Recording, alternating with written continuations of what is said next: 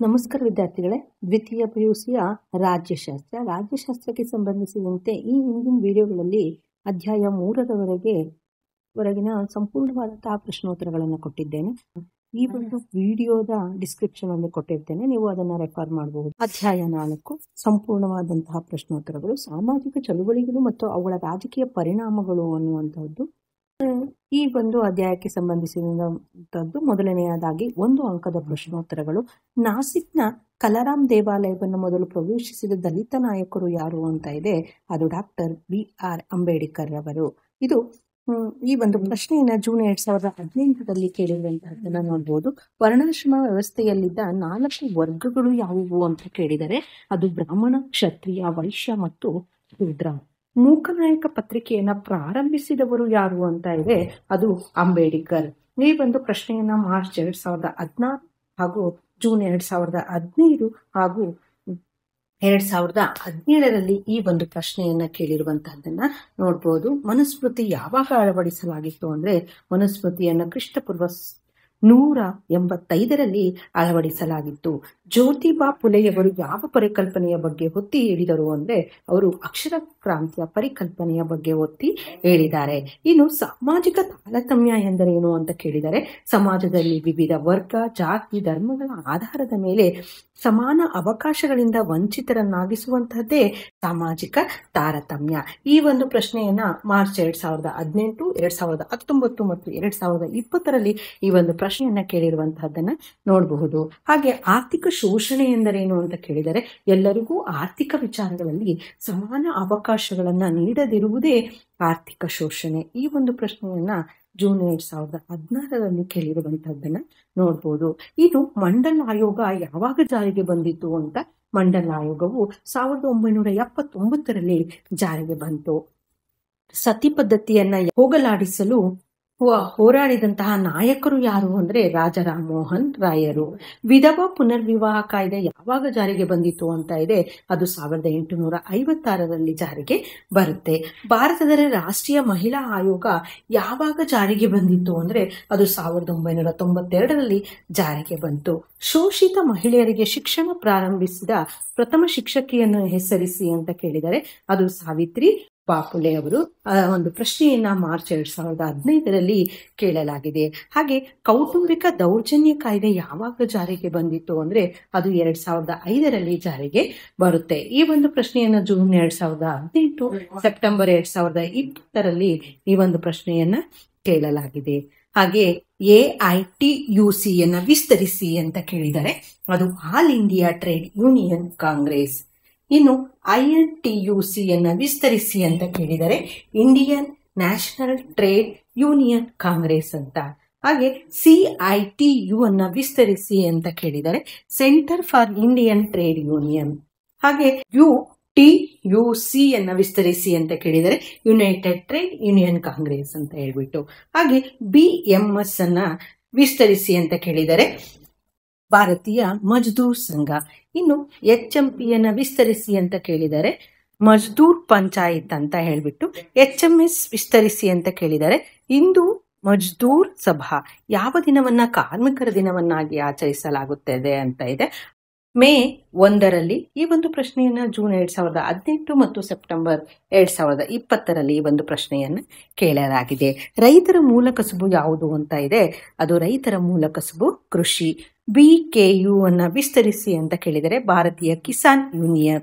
ಇನ್ನು NCIPಯನ್ನ ವಿಸ್ತರಿಸಿ ಅಂತ ಕೇಳಿದರೆ ನ್ಯಾಷನಲ್ ಕ್ರಾಪ್ ಇನ್ಶೂರೆನ್ಸ್ ಪ್ರೋಗ್ರಾಮ್. NAISCಯನ್ನ ವಿಸ್ತರಿಸಿ ಅಂತ ಕೇಳಿದರೆ ನ್ಯಾಷನಲ್ ಅಗ್ರಿಕಲ್ಚರ್ ಇನ್ಶೂರೆನ್ಸ್ ಸ್ಕೀಮ್. ಹಾಗೆ PLDBಯನ್ನ ವಿಸ್ತರಿಸಿ ಅಂತ ಕೇಳಿದರೆ ಪ್ರೈಮರಿ ಲ್ಯಾಂಡ್ ಡೆವಲಪ್ಮೆಂಟ್ ಬೋರ್ಡ್. NDCಯನ್ನ ವಿಸ್ತರಿಸಿ ಅಂತ ಕೇಳಿದರೆ ನ್ಯಾಷನಲ್ ಡೆವಲಪ್ಮೆಂಟ್ ಕೌನ್ಸಿಲ್. KRRS ಅನ್ನ ವಿಸ್ತರಿಸಿ ಅಂತ ಕೇಳಿದರೆ ಕರ್ನಾಟಕ ರಾಜ್ಯ ರೈತ ಸಂಘ. UDHR ಅನ್ನ ವಿಸ್ತರಿಸಿ ಅಂತ ಕೇಳಿದರೆ universal declaration of human rights. ಹಾಗೆ NHRCಯನ್ನ ವಿಸ್ತರಿಸಿ ಅಂತ ಕೇಳಿದರೆ ನ್ಯಾಷನಲ್ ಹ್ಯೂಮನ್ ರೈಟ್ಸ್ ಕಮಿಷನ್ ಅಂತ. ಹಾಗೆ ಕರ್ನಾಟಕದಲ್ಲಿ ಮಾನವ ಹಕ್ಕುಗಳ ಆಯೋಗ ಯಾವಾಗ ಸ್ಥಾಪನೆ ಆಯಿತು ಅಂತ ಕೇಳಿದರೆ ಅದು 2005ರಲ್ಲಿ ಸ್ಥಾಪನೆ ಆಯಿತು. ಇನ್ನು ಭಾರತದಲ್ಲಿ ರಾಷ್ಟ್ರೀಯ ಮಾನವ ಹಕ್ಕುಗಳ ಆಯೋಗ ಯಾವಾಗ ಸ್ಥಾಪನೆ ಆಯಿತು ಅಂತ ಕೇಳಿದರೆ ಅದು 1994 ಮಾರ್ಚ್ 2018ರಲ್ಲಿ. ಜಿಲ್ಲೆಯಲ್ಲಿ ಮಾನವ ಹಕ್ಕುಗಳ ರಕ್ಷಣೆ ಮಾಡುವ ಮುಖ್ಯಸ್ಥರು ಯಾರು ಅಂತ ಕೇಳಿದರೆ ಅದು ಜಿಲ್ಲಾಧಿಕಾರಿ. ಚಿಪ್ಕೋ ಚಳುವಳಿಯ ರೂವಾರಿ ಯಾರು ಅಂತ ಇದೆ. ಚಿಪ್ಕೋ ಚಳುವಳಿಯ ರೂವಾರಿ ಚಾಂಡಿ ಪ್ರಸಾದ್ ಭಟ್. ಅಪ್ಪಿಕೋ ಚಳುವಳಿ ಎಲ್ಲಿ ಪ್ರಾರಂಭವಾಯಿತು ಅಂದರೆ ಕರ್ನಾಟಕದ ಮಲೆನಾಡು ಭಾಗದಲ್ಲಿ ಪ್ರಾರಂಭವಾಗುತ್ತೆ. ಇನ್ನು ನರ್ಮದಾ ಬಚಾವೋ ಆಂದೋಲನದ ನಾಯಕರು ಯಾರು ಅಂತ ಇದೆ ಅದು ಮೇಧಾ ಪಾಟ್ಕರ್. ಗಂಗಾ ನದಿಯ ಶುದ್ಧೀಕರಣಕ್ಕಾಗಿ ಸರ್ವೋಚ್ಚ ನ್ಯಾಯಾಲಯದಲ್ಲಿ ಮೊಕದ್ದಮೆ ಹೂಡಿದವರು ಯಾರು ಅಂದರೆ ಸಿ.ಎಂ. ಮೆಹ್ತಾ ಅವರು.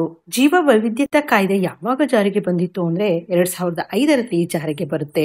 ಸಾಲು ಮರದ ತಿಮ್ಮಕ್ಕ ಯಾವ ಜಿಲ್ಲೆಗೆ ಸೇರಿದವರು ಅಂದರೆ ಅವರು ರಾಮನಗರ ಜಿಲ್ಲೆಗೆ ಸೇರಿದವರು. ಈ ಒಂದು ಪ್ರಶ್ನೆಯನ್ನ ಮಾರ್ಚ್ 2015, 2017 ಹಾಗೂ ಜೂನ್ 2019ರಲ್ಲಿ ಈ ಒಂದು ಪ್ರಶ್ನೆಯನ್ನ ಕೇಳಲಾಗಿದೆ. ಪಶ್ಚಿಮ ಘಟ್ಟ ಚಳವಳಿ ಪ್ರಾರಂಭಿಸಿದವರು ಯಾರು ಅಂತ ಇದೆ ಅದು ಕರ್ನಾಟಕದ ಮಲೆನಾಡು ಪ್ರದೇಶದ ಜನರು.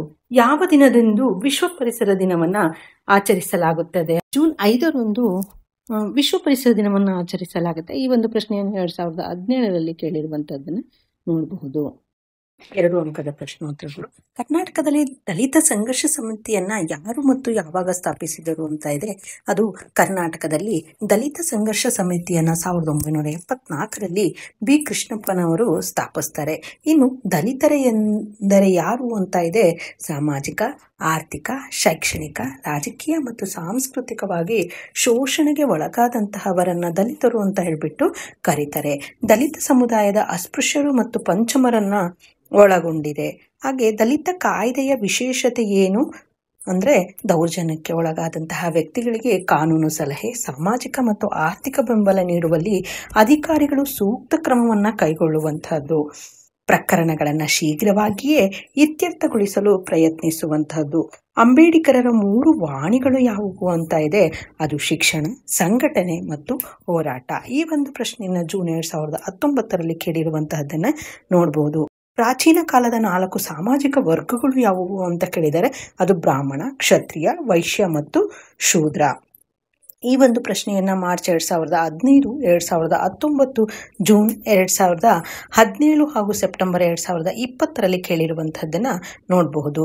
ಹಿಂದುಳಿದ ವರ್ಗದವರ ಏಳಿಗೆಗೆ ಹೋರಾಡಿದ ನಾಯಕರು ಯಾರು ಅಂತ ಇದೆ ಅದು ಶ್ರೀ ನಾರಾಯಣ ಗುರು, ಮಹಾರಾಜ ಸಯ್ಯಾಜಿರಾವ್ ಗಾಯಕ್ವಾಡ್, ನಾಲ್ವಡಿ ಕೃಷ್ಣರಾಜ ಒಡೆಯರ್ ಮುಂತಾದವರು ಹಿಂದುಳಿದ ವರ್ಗಗಳ ಏಳಿಗೆಗಾಗಿ ಹೋರಾಡಿದವರು.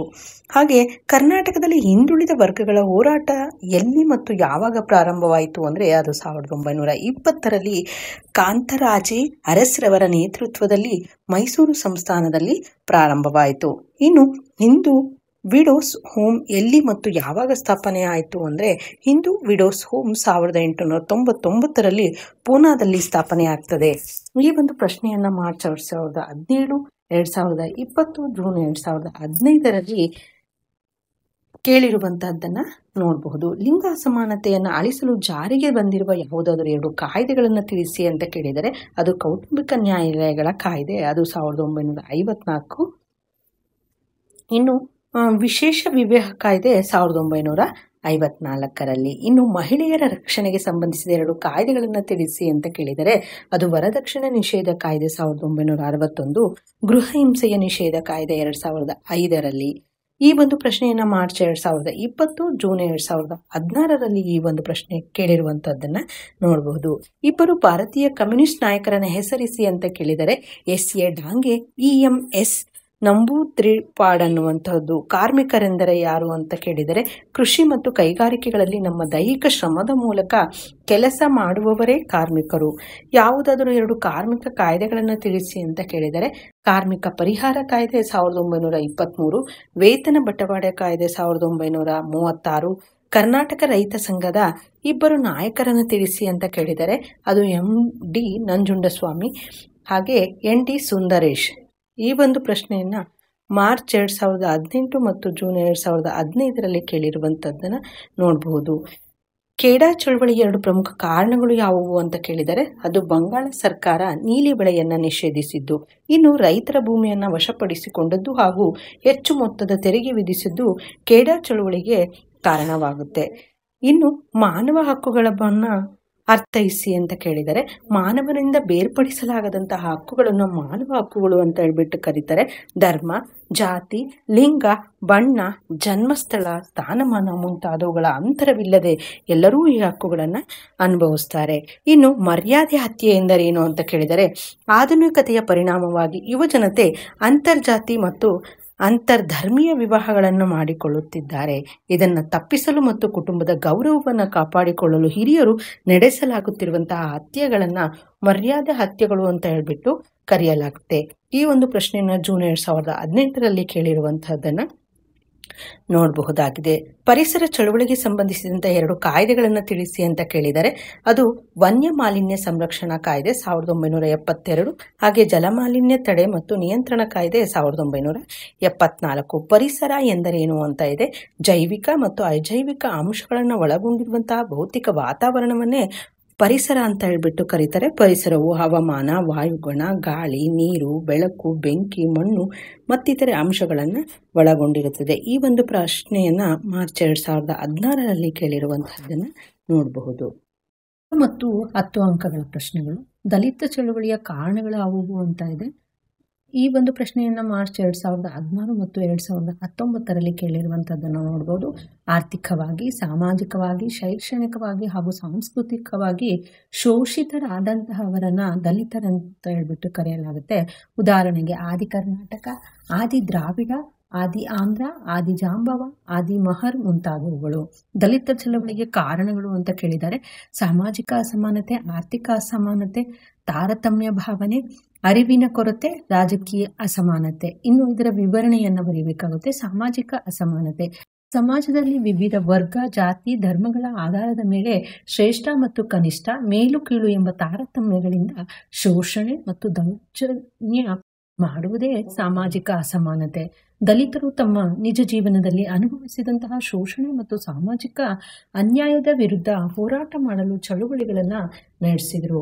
ಇನ್ನು ಆರ್ಥಿಕ ಅಸಮಾನತೆ ಅಂತಂದ್ರೆ, ಸಮಾಜದಲ್ಲಿ ಸಂಪತ್ತಿನ ಅಸಮಾನ ಹಂಚಿಕೆಯಿಂದ ದಲಿತರ ಸ್ಥಿತಿ ದಯನೀಯವಾಯಿತು. ಉಳ್ಳವರು ಮತ್ತು ಇಲ್ಲದವರ ನಡುವಿನ ಶೋಷಣೆಯನ್ನ ಆರ್ಥಿಕ ಅಸಮಾನತೆ ಅಂತ ಹೇಳ್ಬಿಟ್ಟು ಕರೀತಾರೆ. ಇನ್ನು ಆರ್ಥಿಕ ಅಸಮಾನತೆಯನ್ನು ಸರಿಪಡಿಸಿಕೊಳ್ಳುವ ಉದ್ದೇಶದಿಂದ ದಲಿತ ಚಳುವಳಿ ಆರಂಭವಾಗ್ತದೆ. ಇನ್ನು ತಾರತಮ್ಯ ಭಾವನೆ, ಸಮಾಜದಲ್ಲಿನ ಆರ್ಥಿಕ, ರಾಜಕೀಯ, ಸಾಮಾಜಿಕ ಮತ್ತು ಸಾಂಸ್ಕೃತಿಕ ರಂಗಗಳಲ್ಲಿನ ತಾರತಮ್ಯಗಳು ದಲಿತರ ಏಳಿಗೆಗೆ ಮಾರಕವಾಗಿ ಪರಿಣಮಿಸಿದವು. ಈ ತಾರತಮ್ಯಗಳು ಮಿತಿಮೀರಿದಾಗ ಚಳುವಳಿಗಳು ಆರಂಭವಾಗ್ತವೆ. ಇನ್ನು ಅರಿವಿನ ಕೊರತೆ ಅಂದ್ರೆ ತಿಳುವಳಿಕೆ ಇಲ್ಲದೆ ಇರುವಂತಹದ್ದು. ಭಾರತದ ಸಮಾಜದಲ್ಲಿನ ದಲಿತರಿಗೆ ಶಿಕ್ಷಣದ ಕೊರತೆಯಿಂದ ಶೋಷಣೆ ಮತ್ತು ದೌರ್ಜನ್ಯಗಳ ಬಗ್ಗೆ ಅರಿವು ಇರಲಿಲ್ಲ. ಅರಿವನ್ನು ಮೂಡಿಸಲು ದಲಿತ ಚಳುವಳಿ ನಡೆಸಬೇಕಾಯಿತು. ದಲಿತರಿಗೆ ಪ್ರಜ್ಞೆ ಮೂಡಿಸುವ ಸಲುವಾಗಿ ಅಂಬೇಡ್ಕರ್ ರವರು ಮೂಕನಾಯಕ ಪತ್ರಿಕೆಯನ್ನ ಹೊರಡಿಸಿದ್ರು. 1924ರಲ್ಲಿ ಬಹಿಷ್ಕೃತ ಭಾರತ, 1972ರಲ್ಲಿ ದಲಿತ ಪ್ಯಾಂಥರ್ಸ್ ಚಳುವಳಿ ಮತ್ತು 1974ರಲ್ಲಿ ದಲಿತ ಸಂಘರ್ಷ ಸಮಿತಿಗಳು ಜನ್ಮ ತಾಳ್ತವೆ. ಇನ್ನು ರಾಜಕೀಯ ಅಸಮಾನತೆ ಅಂದ್ರೆ, ಭಾರತೀಯ ಸಮಾಜದಲ್ಲಿ ದಲಿತರು ರಾಜಕೀಯ ಕ್ಷೇತ್ರದಲ್ಲಿ ಸಮಾನ ಅವಕಾಶಗಳಿಂದ ವಂಚಿತರಾಗಿದ್ರು. ರಾಜಕೀಯ ಹಕ್ಕುಗಳನ್ನು ಪಡೆಯಲು ಚಳುವಳಿಗಳನ್ನು ಆರಂಭಿಸಿದ್ರು. ಹೀಗೆ ದಲಿತ ಚಳುವಳಿಯು ಅನೇಕ ಕಾರಣಗಳಿಂದ ನಡೆಯಿತು. ಇನ್ನು ದಲಿತ ಚಳುವಳಿಯ ರಾಜಕೀಯ ಕಾರಣಗಳು ಅಂದ್ರೆ, ದಲಿತ ಚಳುವಳಿಯ ಫಲವಾಗಿ ಸ್ವಾತಂತ್ರ್ಯ ನಂತರ ದಲಿತರ ಸ್ಥಿತಿಗತಿಗಳನ್ನು ಸುಧಾರಿಸಲು ಹಲವಾರು ಕ್ರಮಗಳನ್ನು ಕೈಗೊಳ್ಳಲಾಯಿತು. ಅವುಗಳು ಅಂದ್ರೆ ಸಂವಿಧಾನಾತ್ಮಕ ಕ್ರಮಗಳು. ಭಾರತದ ಸಂವಿಧಾನದ ವಿಧಿ 14, 15, 16, 17, 38, 39 ಹಾಗೆ 330 ಮತ್ತು 332ನೇ ವಿಧಿಗಳು ದಲಿತರಿಗೆ ಕಾನೂನಿನನ್ವಯ ಸಮಾನತೆ, ತಾರತಮ್ಯ ನಿಷೇಧ, ಉದ್ಯೋಗ ಸಮಾನತೆ, ರಾಜಕೀಯ ಮೀಸಲಾತಿ ಮುಂತಾದವುಗಳನ್ನ ಕಲ್ಪಿಸಿವೆ. ಇನ್ನು ಶಾಸನೀಯ ಕ್ರಮಗಳು ಅಂತ ಇದೆ. ನಾಗರಿಕ ಹಕ್ಕುಗಳ ರಕ್ಷಣೆಯ ಕಾಯ್ದೆ 1955ರ ಮೂಲಕ ತಾರತಮ್ಯವನ್ನ ನಿಷೇಧಿಸಿದೆ. ಹಾಗೆ 1989ರಲ್ಲಿ ದೌರ್ಜನ್ಯ ತಡೆ ಕಾಯ್ದೆ. ಈ ಕಾಯ್ದೆಯ ಸೆಕ್ಷನ್ 21ರ ಪ್ರಕಾರ ದಲಿತರಿಗೆ ಕಾನೂನು ಸಲಹೆ ಮತ್ತು ಬೆಂಬಲ ನೀಡುವಲ್ಲಿ ಅಧಿಕಾರಿಗಳು ವಿಫಲರಾದಾಗ ದಂಡನಾರ್ಹವಾಗುತ್ತದೆ. ಹಾಗೆ ದಲಿತರ ಹಕ್ಕುಗಳನ್ನು ರಕ್ಷಿಸಲು ಉತ್ತಮ ವ್ಯವಸ್ಥೆಯ ಅವಶ್ಯಕತೆ ಇದೆ. ದಲಿತರು ತಮ್ಮ ಹಕ್ಕುಗಳನ್ನು ರಕ್ಷಿಸಿಕೊಳ್ಳಲು ರಾಷ್ಟ್ರೀಯ ಮಾನವ ಹಕ್ಕುಗಳ ಆಯೋಗ ಮತ್ತು ರಾಜ್ಯ ಮಾನವ ಹಕ್ಕುಗಳ ಆಯೋಗದ ಸಹಾಯವನ್ನ ಪಡೆಯಬಹುದಾಗಿದೆ. ಹಾಗೆ ಹಿಂದುಳಿದ ವರ್ಗಗಳ ಚಳುವಳಿಯ ಕಾರಣಗಳಾವುವು ಅಂತ ಇದೆ ನೋಡಿ. ಈ ಒಂದು ಪ್ರಶ್ನೆಯನ್ನ 2017 ಮಾರ್ಚ್ರಲ್ಲಿ, ಹಾಗೆ ಜೂನ್ 2017 ಹಾಗೆ 2019ರಲ್ಲಿ ಈ ಒಂದು ಪ್ರಶ್ನೆಯನ್ನು ಕೇಳಿರುವಂತಹದ್ದನ್ನು ನೋಡ್ಬೋದು. ಆರ್ಥಿಕವಾಗಿ, ಸಾಮಾಜಿಕವಾಗಿ ಮತ್ತು ಶೈಕ್ಷಣಿಕವಾಗಿ ಹಿಂದುಳಿದ ವರ್ಗಗಳು ಅಂತ ಹೇಳ್ಬಿಟ್ಟು ಕರೀತಾರೆ. ಉದಾಹರಣೆ ಕುರುಬ, ಬೆಸ್ತ, ಮಡಿವಾಳ, ಕುಂಬಾರ, ಕಮ್ಮಾರ, ತಿಗಳ, ಈಡಿಗ ಇತ್ಯಾದಿ. ಹಿಂದುಳಿದ ವರ್ಗಗಳ ಚಳುವಳಿಗೆ ಕಾರಣಗಳೇನು ಅಂತ ಕೇಳಿದರೆ ಒಂದು ಸಾಮಾಜಿಕ ತಾರತಮ್ಯ, ಆರ್ಥಿಕ ಶೋಷಣೆ, ಶೈಕ್ಷಣಿಕವಾಗಿ ಹಿಂದುಳಿದಿರುವಿಕೆ, ರಾಜಕೀಯ ಪ್ರಾತಿನಿಧ್ಯತೆಯ ನಿರಾಕರಣೆ, ಹಾಗೆ ಏಕೀಕರಣ. ಇವುಗಳ ವಿವರಣೆಯನ್ನು ನೋಡಿದ್ರೆ ಸಾಮಾಜಿಕ ತಾರತಮ್ಯ ಹೇಗೆ ಅಂದರೆ ಮೇಲು ಕೀಳೆಂಬ ಭೇದ ಭಾವಗಳನ್ನು ಈ ವರ್ಗಗಳು ಹಲವಾರು ವರ್ಷಗಳಿಂದ ಅನುಭವಿಸಿದವು. ಹೀಗಾಗಿ ಸಮಾಜದ ಮುಖ್ಯ ವಾಹಿನಿಯಲ್ಲಿ ಸೇರ್ಪಡೆಗೊಳ್ಳಲು ಅವಕಾಶವಿರಲಿಲ್ಲ. ಆದ್ದರಿಂದ ಅನೇಕ ಸೌಲಭ್ಯಗಳನ್ನು ಪಡೆಯಲು ಚಳವಳಿಯನ್ನು ಪ್ರಾರಂಭಿಸಿದ್ವು. ಇನ್ನು ಆರ್ಥಿಕ ಶೋಷಣೆ ಅಂದರೆ ಹಿಂದುಳಿದ ವರ್ಗಗಳು ಆರ್ಥಿಕ ಶೋಷಣೆಗೆ ಒಳಗಾಗಿದ್ವು. ಈ ವರ್ಗಗಳಲ್ಲಿ ಬಹುತೇಕರು ಬಡತನ ರೇಖೆಗಿಂತನೂ ಕೂಡ ಕೆಳಗಿದ್ರು. ಇವುಗಳಿಂದ ಹೊರಬರಲು ಸಂಘಟಿತರಾಗಿ ಸೌಲಭ್ಯಗಳನ್ನು ಪಡೆಯಲು ಹೋರಾಟವನ್ನು ಪ್ರಾರಂಭಿಸಿದ್ರು. ಹಾಗೆ ಶೈಕ್ಷಣಿಕವಾಗಿ ಹಿಂದುಳಿದಿರುವಿಕೆ ಅಂದರೆ ಈ ವರ್ಗಗಳು ಶಿಕ್ಷಣ ಸೌಲಭ್ಯದಿಂದ ವಂಚಿತರಾಗಿದ್ರು. ಶಿಕ್ಷಣ ಕೇವಲ ಮೇಲ್ವರ್ಗದವರ ಏಕಸ್ವಾಮ್ಯತವಾಗಿತ್ತು. ಆದ್ದರಿಂದ ಶಿಕ್ಷಣದ ಹಕ್ಕನ್ನು ಪಡೆದು ತಮ್ಮ ವ್ಯಕ್ತಿತ್ವವನ್ನು ಅಭಿವೃದ್ಧಿಪಡಿಸಿಕೊಳ್ಳಲು ವ್ಯವಸ್ಥಿತವಾಗಿ ಚಳುವಳಿಯನ್ನು ಪ್ರಾರಂಭಿಸಿದರು. ಇನ್ನು ರಾಜಕೀಯ ಪ್ರಾತಿನಿಧ್ಯತೆಯ ನಿರಾಕರಣೆ ಅಂತ ಇದೆ. ರಾಜಕೀಯ ಕ್ಷೇತ್ರದಲ್ಲಿ ಹಿಂದುಳಿದ ವರ್ಗದವರು ಸಂಪೂರ್ಣವಾಗಿ ಕಡೆಗಣಿಸಲ್ಪಟ್ಟಿದ್ರು. ರಾಜಕೀಯ ಕ್ಷೇತ್ರವು ಮೇಲ್ವರ್ಗದವರ ಪ್ರಾಬಲ್ಯಕ್ಕೆ ಒಳಗಾಗಿತ್ತು. 1920ರಲ್ಲಿ ಶ್ರೀಕಾಂತರಾಜೆ ಅರಸ್ರವರು ನೇತೃತ್ವದಲ್ಲಿ ಮೈಸೂರು ಸಂಸ್ಥಾನದಲ್ಲಿ ಬ್ರಾಹ್ಮಣೇತರ ಹಿಂದುಳಿದ ವರ್ಗದವರ ರಾಜಕೀಯ ಪಾಲ್ಗೊಳ್ಳುವಿಕೆಗಾಗಿ ಹೋರಾಟವನ್ನು ಆರಂಭಿಸಲಾಗುತ್ತೆ. ಇನ್ನು ಏಕೀಕರಣ, ಐಕ್ಯತೆ ಮತ್ತು ಸಮಗ್ರತೆ ಇಲ್ಲದೆ ಏನನ್ನೂ ಸಾಧಿಸಲು ಸಾಧ್ಯವಿಲ್ಲ. ಹೀಗಾಗಿ 350ಕ್ಕಿಂತಲೂ ಕೂಡ ಹೆಚ್ಚು ಸಂಖ್ಯೆಯಲ್ಲಿರುವ ಹಿಂದುಳಿದ ವರ್ಗಗಳು ಛಿದ್ರವಾಗಿದ್ದವು. ಇವುಗಳನ್ನು ಒಂದುಗೂಡಿಸಲು ಮತ್ತು ಐಕ್ಯತೆಯನ್ನು ತರಲು ಹಿಂದುಳಿದ ವರ್ಗದ ಚಳುವಳಿಗಳನ್ನು ಪ್ರಾರಂಭಿಸ್ತಾರೆ. ಮುಂದಿನ ಒಂದು ಪ್ರಶ್ನೆ, ಹಿಂದುಳಿದ ವರ್ಗಗಳ ಚಳುವಳಿಯ ರಾಜಕೀಯ ಪರಿಣಾಮಗಳನ್ನು ಚರ್ಚಿಸಿದೆ ಅನ್ನುವಂಥದ್ದು. ಈ ಒಂದು ಪ್ರಶ್ನೆಯನ್ನು ಮಾರ್ಚ್ 2018ರಲ್ಲಿ ಕೇಳಿರುವಂತಹದ್ದನ್ನು ನೋಡ್ಬೋದು. ಆರ್ಥಿಕವಾಗಿ, ಸಾಮಾಜಿಕವಾಗಿ ಮತ್ತು ಶೈಕ್ಷಣಿಕವಾಗಿ ಹಿಂದುಳಿದ ವರ್ಗಗಳು ಅಂತ ಹೇಳ್ಬಿಟ್ಟು ಕರೀತಾರೆ. ಉದಾಹರಣೆ ಕುರುಬ, ಬೆಸ್ತ, ಮಡಿವಾಳ, ಕುಂಬಾರ, ಕಮ್ಮಾರ, ತಿಗಳ, ಈಡಿಗ ಇತ್ಯಾದಿ. ಹಿಂದುಳಿದ ವರ್ಗಗಳ ಚಳುವಳಿಯ ರಾಜಕೀಯ ಪರಿಣಾಮಗಳು ಈ ಕೆಳಗಂತಿವೆ. ಸಂವಿಧಾನಾತ್ಮಕ ಕ್ರಮಗಳು. 16ನೇ ವಿಧಿಯ ಪ್ರಕಾರ ಸಾರ್ವಜನಿಕ ಉದ್ಯೋಗದಲ್ಲಿ ಮೀಸಲಾತಿಯನ್ನ ನೀಡಿದೆ. 340ನೇ ವಿಧಿಯ ಪ್ರಕಾರ ಹಿಂದುಳಿದ ವರ್ಗಗಳ ಆಯೋಗವನ್ನ ನೇಮಕ ಮಾಡಬಹುದು. ಹಿಂದುಳಿದ ವರ್ಗದ ಜನರಿಗೆ ಆರ್ಥಿಕ ಸಹಾಯಕ್ಕಾಗಿ ರಾಷ್ಟ್ರೀಯ ಹಿಂದುಳಿದ ವರ್ಗಗಳ ಆರ್ಥಿಕ ಅಭಿವೃದ್ಧಿ ಮಂಡಳಿಯನ್ನ ಸ್ಥಾಪಿಸಲಾಗಿದೆ. ಭಾರತದ ಎಲ್ಲಾ ರಾಜ್ಯಗಳು ರಾಜ್ಯ ಹಿಂದುಳಿದ ಆಯೋಗಗಳು ಮತ್ತು ಅಭಿವೃದ್ಧಿ ಮಂಡಳಿಗಳನ್ನು ನೇಮಿಸಿಕೊಳ್ಳಲು ಅವಕಾಶವಿದೆ. ಕರ್ನಾಟಕದಲ್ಲಿ ಶ್ರೀ ದೇವರಾಜ ಅರಸ್ ಅಭಿವೃದ್ಧಿ ಮಂಡಳಿ ಕಾರ್ಯನಿರ್ವಹಿಸುತ್ತಿದೆ. ರಾಷ್ಟ್ರೀಯ ಮಾನವ ಹಕ್ಕುಗಳ ಆಯೋಗವು ಈ ವರ್ಗಗಳ ವಿರುದ್ಧ ನಡೆಯುವಂತಹ ತಾರತಮ್ಯ ಮತ್ತು ಹಕ್ಕುಗಳ ಉಲ್ಲಂಘನೆಯ ವಿಷಯಕ್ಕೆ ಸಂಬಂಧಿಸಿದಂತಹ ದೂರುಗಳನ್ನು ಸ್ವೀಕರಿಸುತ್ತದೆ. ಹಾಗೆ ಇತರೆ ಕ್ರಮಗಳನ್ನು ನೋಡೋದಾದರೆ 1953ರಲ್ಲಿ ಸರ್ಕಾರ ಶ್ರೀ ಕಾಕಾಲೇಲ್ಕರವರ ಅಧ್ಯಕ್ಷತೆಯಲ್ಲಿ ಹಿಂದುಳಿದ ವರ್ಗದ ಆಯೋಗವನ್ನು ರಚಿಸುತ್ತದೆ. 1979ರಲ್ಲಿ ಶ್ರೀ BP ಮಂಡಲ್ರವರ ನೇತೃತ್ವದಲ್ಲಿ ಸಮಿತಿಯನ್ನು ರಚಿಸಿತು. ಈ ಆಯೋಗವು 3743 ಜಾತಿಗಳನ್ನು ಮತ್ತು ಸಮುದಾಯಗಳನ್ನು ಹಿಂದುಳಿದ ವರ್ಗಗಳ ಪಟ್ಟಿಯಲ್ಲಿ ಗುರುತಿಸಿತು. ಇವು ಒಟ್ಟು ಜನಸಂಖ್ಯೆಯ 52% ಪ್ರತಿನಿಧಿಸುತ್ತದೆ. ಹಾಗೆ ಮುಂದಿನ ಒಂದು ಪ್ರಶ್ನೆ, ಮಹಿಳಾ ಚಳುವಳಿಗೆ ಕಾರಣಗಳಾಗುವು ಅಂತ ಇದೆ ನೋಡಿ. ಈ ಒಂದು ಪ್ರಶ್ನೆಯನ್ನ ಬಹಳ ವರ್ಷಗಳು ಈ ಒಂದು ಪ್ರಶ್ನೆ ಕೇಳಿರೋದ್ರಿಂದ ಇದು ವೆರಿ ಇಂಪಾರ್ಟೆಂಟ್ ಆಗಿರುವಂತಹ ಪ್ರಶ್ನೆ. ಮಾರ್ಚ್ 2015ರಲ್ಲಿ 2016, 2018, ಜೂನ್ 2015 ಹಾಗೂ ಸೆಪ್ಟೆಂಬರ್ 2020ರಲ್ಲಿ ಈ ಒಂದು ಪ್ರಶ್ನೆ ರಿಪೀಟ್ ಆಗಿರುವಂತಹದ್ದನ್ನು ನೋಡಬಹುದು. ಅನಾದಿ ಕಾಲದಿಂದಲೂ ಕೂಡ ಮಹಿಳೆಯರು ಶಿಕ್ಷಣ, ಸ್ವಾತಂತ್ರ್ಯ, ಸಮಾನತೆ, ಆಸ್ತಿಯ ಹಕ್ಕು ಮತ್ತು ಸಾಮಾಜಿಕ ಸ್ಥಾನಮಾನ ಮುಂತಾದ ಅವಕಾಶಗಳಿಂದ ವಂಚಿತರಾಗಿದ್ದರು. ಮಹಿಳೆಯರ ಕ್ಷೇತ್ರ ಕೇವಲ ಕುಟುಂಬಕ್ಕೆ ಮಾತ್ರ ಸೀಮಿತವಾಗಿತ್ತು. ಅವಳ ದುಡಿಮೆ ಆದಾಯ ಇಲ್ಲದ ಕೆಲಸವಾಗಿತ್ತು. ಆದ್ದರಿಂದ ಮಹಿಳೆಯರು ಚಳುವಳಿಗಳನ್ನ ಮಾಡಬೇಕಾಯಿತು. ಹಾಗೆ ಮಹಿಳಾ ಚಳುವಳಿಗೆ ಕಾರಣಗಳು ಅಂತ ಇದೆ. ಅದು ಅಸಮಾನತೆ, ವರದಕ್ಷಿಣೆಯ ಪಿಡುಗು, ಮಾನವ ಹಕ್ಕುಗಳ ಸಂರಕ್ಷಣೆಯನ್ನ ಮಾಡದಿರುವುದು, ಹಾಗೆ ಲಿಂಗಾಧಾರಿತ ಸಾಮಾಜಿಕ ವ್ಯವಸ್ಥೆ, ಲೈಂಗಿಕ ಹಿಂಸಾಚಾರ, ಕೌಟುಂಬಿಕ ಹಿಂಸೆ, ಈ ಅಂಶಗಳ ಒಂದು ವಿವರಣೆ. ಅಸಮಾನತೆ. ಭಾರತೀಯ ಸಮಾಜ ಪುರುಷ ಪ್ರಧಾನವಾದ್ದರಿಂದ ಕುಟುಂಬದಲ್ಲಿ ಪುರುಷರಿಗೆ ಹೆಚ್ಚಿನ ಆದ್ಯತೆಯನ್ನು ನೀಡಲಾಗ್ತದೆ. ಸ್ತ್ರೀ ಮತ್ತು ಪುರುಷರಿಬ್ಬರ ನಡುವೆ ಇರುವ ಭೇದ ಭಾವ, ತಾರತಮ್ಯಗಳು ಅಸಮಾನತೆಗೆ ಕಾರಣವಾಗಿವೆ. ಮಹಿಳೆಯರು ಶಿಕ್ಷಣ, ಉದ್ಯೋಗ, ರಾಜಕೀಯ ಮತ್ತು ಆಸ್ತಿಯ ಹಕ್ಕನ್ನು ಪಡೆಯುವಲ್ಲಿ ಪುರುಷ ಪ್ರಾಬಲ್ಯದಿಂದ ವಂಚಿತಳಾಗಿದ್ದಾಳೆ. ಇದು ಮಹಿಳಾ ಚಳುವಳಿಗೆ ಕಾರಣವಾಗಿದೆ. ಇನ್ನು ವರದಕ್ಷಿಣೆಯ ಪಿಡುಗು. ವಿವಾಹದ ಸಂದರ್ಭದಲ್ಲಿ ಮತ್ತು ನಂತರ ಮಹಿಳೆ ವರದಕ್ಷಿಣೆ ಪಿಡುಗಿನಿಂದ ಶೋಷಣೆಗೆ ಒಳಪಡುತ್ತಾಳೆ. ವರದಕ್ಷಿಣೆ ಸಮಸ್ಯೆಯಿಂದ ಮಹಿಳೆಯ ತಂದೆ ತಾಯಿಗಳು ಮತ್ತು ಪೋಷಕರು ಸಾಲಗಾರರಾಗುವರು. ವರದಕ್ಷಿಣೆಯು ಪುರುಷ ಮತ್ತು ಮಹಿಳೆಯರ ಲಿಂಗಾನುಪಾತದಲ್ಲಿ ವ್ಯತ್ಯಯವಾಗುವುದಕ್ಕೆ ಕಾರಣವಾಗಿದೆ. ಲಿಂಗಾನುಪಾತ ವ್ಯತ್ಯಯವು ಅನೇಕ ಮಹಿಳಾ ಸಮಸ್ಯೆಗಳಿಗೆ ಕಾರಣವಾಗಿದೆ. ಆದ್ದರಿಂದ ಮಹಿಳಾ ಚಳುವಳಿ ಆರಂಭವಾಯಿತು. ಇನ್ನು ಮಾನವ ಹಕ್ಕುಗಳ ಸಂರಕ್ಷಣೆ ಮಾಡದಿರುವುದು.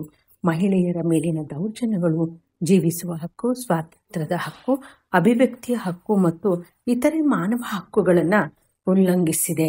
ಮಹಿಳೆಯರ ಅಸ್ತಿತ್ವ ಮತ್ತು ಉಳಿವು ಅವರ ಹಕ್ಕುಗಳನ್ನು ಅವಲಂಬಿಸಿದೆ. ಶಿಕ್ಷಣ, ವಿವಾಹ, ಆಸ್ತಿಯ ಹಕ್ಕು ಮುಂತಾದವುಗಳಲ್ಲಿ ತೀರ್ಮಾನವನ್ನು ತೆಗೆದುಕೊಳ್ಳುವುದು ಪುರುಷರ ಆಜನ್ಮ ಸಿದ್ಧ ಹಕ್ಕು ಎಂದು ಪರಿಗಣಿಸಲಾಗಿದೆ.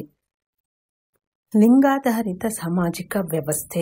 ಸಾಂಸ್ಕೃತಿಕ, ಸಾಮಾಜಿಕ, ಧಾರ್ಮಿಕ ಮತ್ತು ರಾಜಕೀಯ ಕ್ಷೇತ್ರಗಳಲ್ಲಿ ಪುರುಷರು ತಮ್ಮ ಪ್ರಾಬಲ್ಯವನ್ನು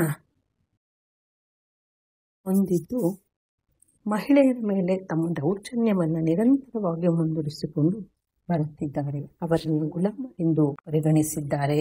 ಇದು ಮಹಿಳೆಯರನ್ನು ಸಂಘಟಿಸುವಲ್ಲಿ ಮಹತ್ವದ ಪಾತ್ರವನ್ನು ವಹಿಸಿದೆ. ಹಾಗೆ ಲೈಂಗಿಕ ಹಿಂಸಾಚಾರ. ಸಮಯ, ಸ್ಥಳ, ವಯೋಮಾನಗಳ ಪರಿವೆ ಇಲ್ಲದೆ ಲೈಂಗಿಕ ಕಿರುಕುಳಗಳು ಮತ್ತು ದೌರ್ಜನ್ಯಗಳು ಮಹಿಳೆಯ ಮೇಲೆ ನಿರಂತರವಾಗಿ ನಡೆಯುತ್ತಿವೆ.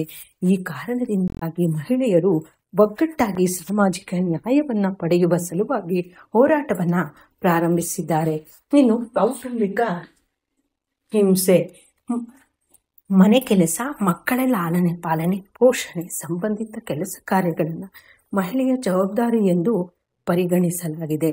ಕೆಲವು ಕುಟುಂಬಗಳಲ್ಲಿ ಯಜಮಾನನ ಬೇಜವಾಬ್ದಾರಿತನ, ಅಜ್ಞಾನ ಮತ್ತು ಅವಿವೇಕತನದಿಂದ ದುಷ್ಟತೆಗಳಿಗೆ ಬಲಿಯಾಗಿ ವಿವೇಚನೆ ಇಲ್ಲದೆ ಮಹಿಳೆಯನ್ನ ಹಿಂಸೆಗೆ ಗುರಿಪಡಿಸುತ್ತಾನೆ. ಇಂತಹ ದೌರ್ಜನ್ಯಗಳಿಂದ ಮುಕ್ತಿ ಪಡೆಯಲು ಮಹಿಳಾ ಸಂಘಟನೆಗಳು ಹೋರಾಟಕ್ಕೆ ಇಳಿದವು. ಮಹಿಳಾ ಚಳವಳಿಯ ರಾಜಕೀಯ ಪರಿಣಾಮಗಳನ್ನು ಚರ್ಚಿಸಿ ಅಂತ ಕೇಳಿದರೆ, ಈ ಒಂದು ಪ್ರಶ್ನೆಯನ್ನು 2019ರಲ್ಲಿ ಕೇಳಿರುವಂತಹದ್ದನ್ನು ನೋಡಬಹುದು. ಮಹಿಳೆಯರ ಮೇಲೆ ನಡೆಯುತ್ತಿರುವಂತಹ ಶೋಷಣೆ ಮತ್ತು ದೌರ್ಜನ್ಯಗಳಿಂದ ಹೊರಬರಲು ಮಹಿಳಾ ಚಳುವಳಿಗಳು ಪ್ರಾರಂಭವಾದವು. ಇದರೊಂದಿಗೆ ಮಹಿಳೆಯರ ಸಬಲೀಕರಣಕ್ಕಾಗಿ ಭಾರತ ಸರ್ಕಾರ ಕೈಗೊಂಡಿರುವಂತಹ ಕ್ರಮಗಳು ಈ ರೀತಿಯಾಗಿವೆ.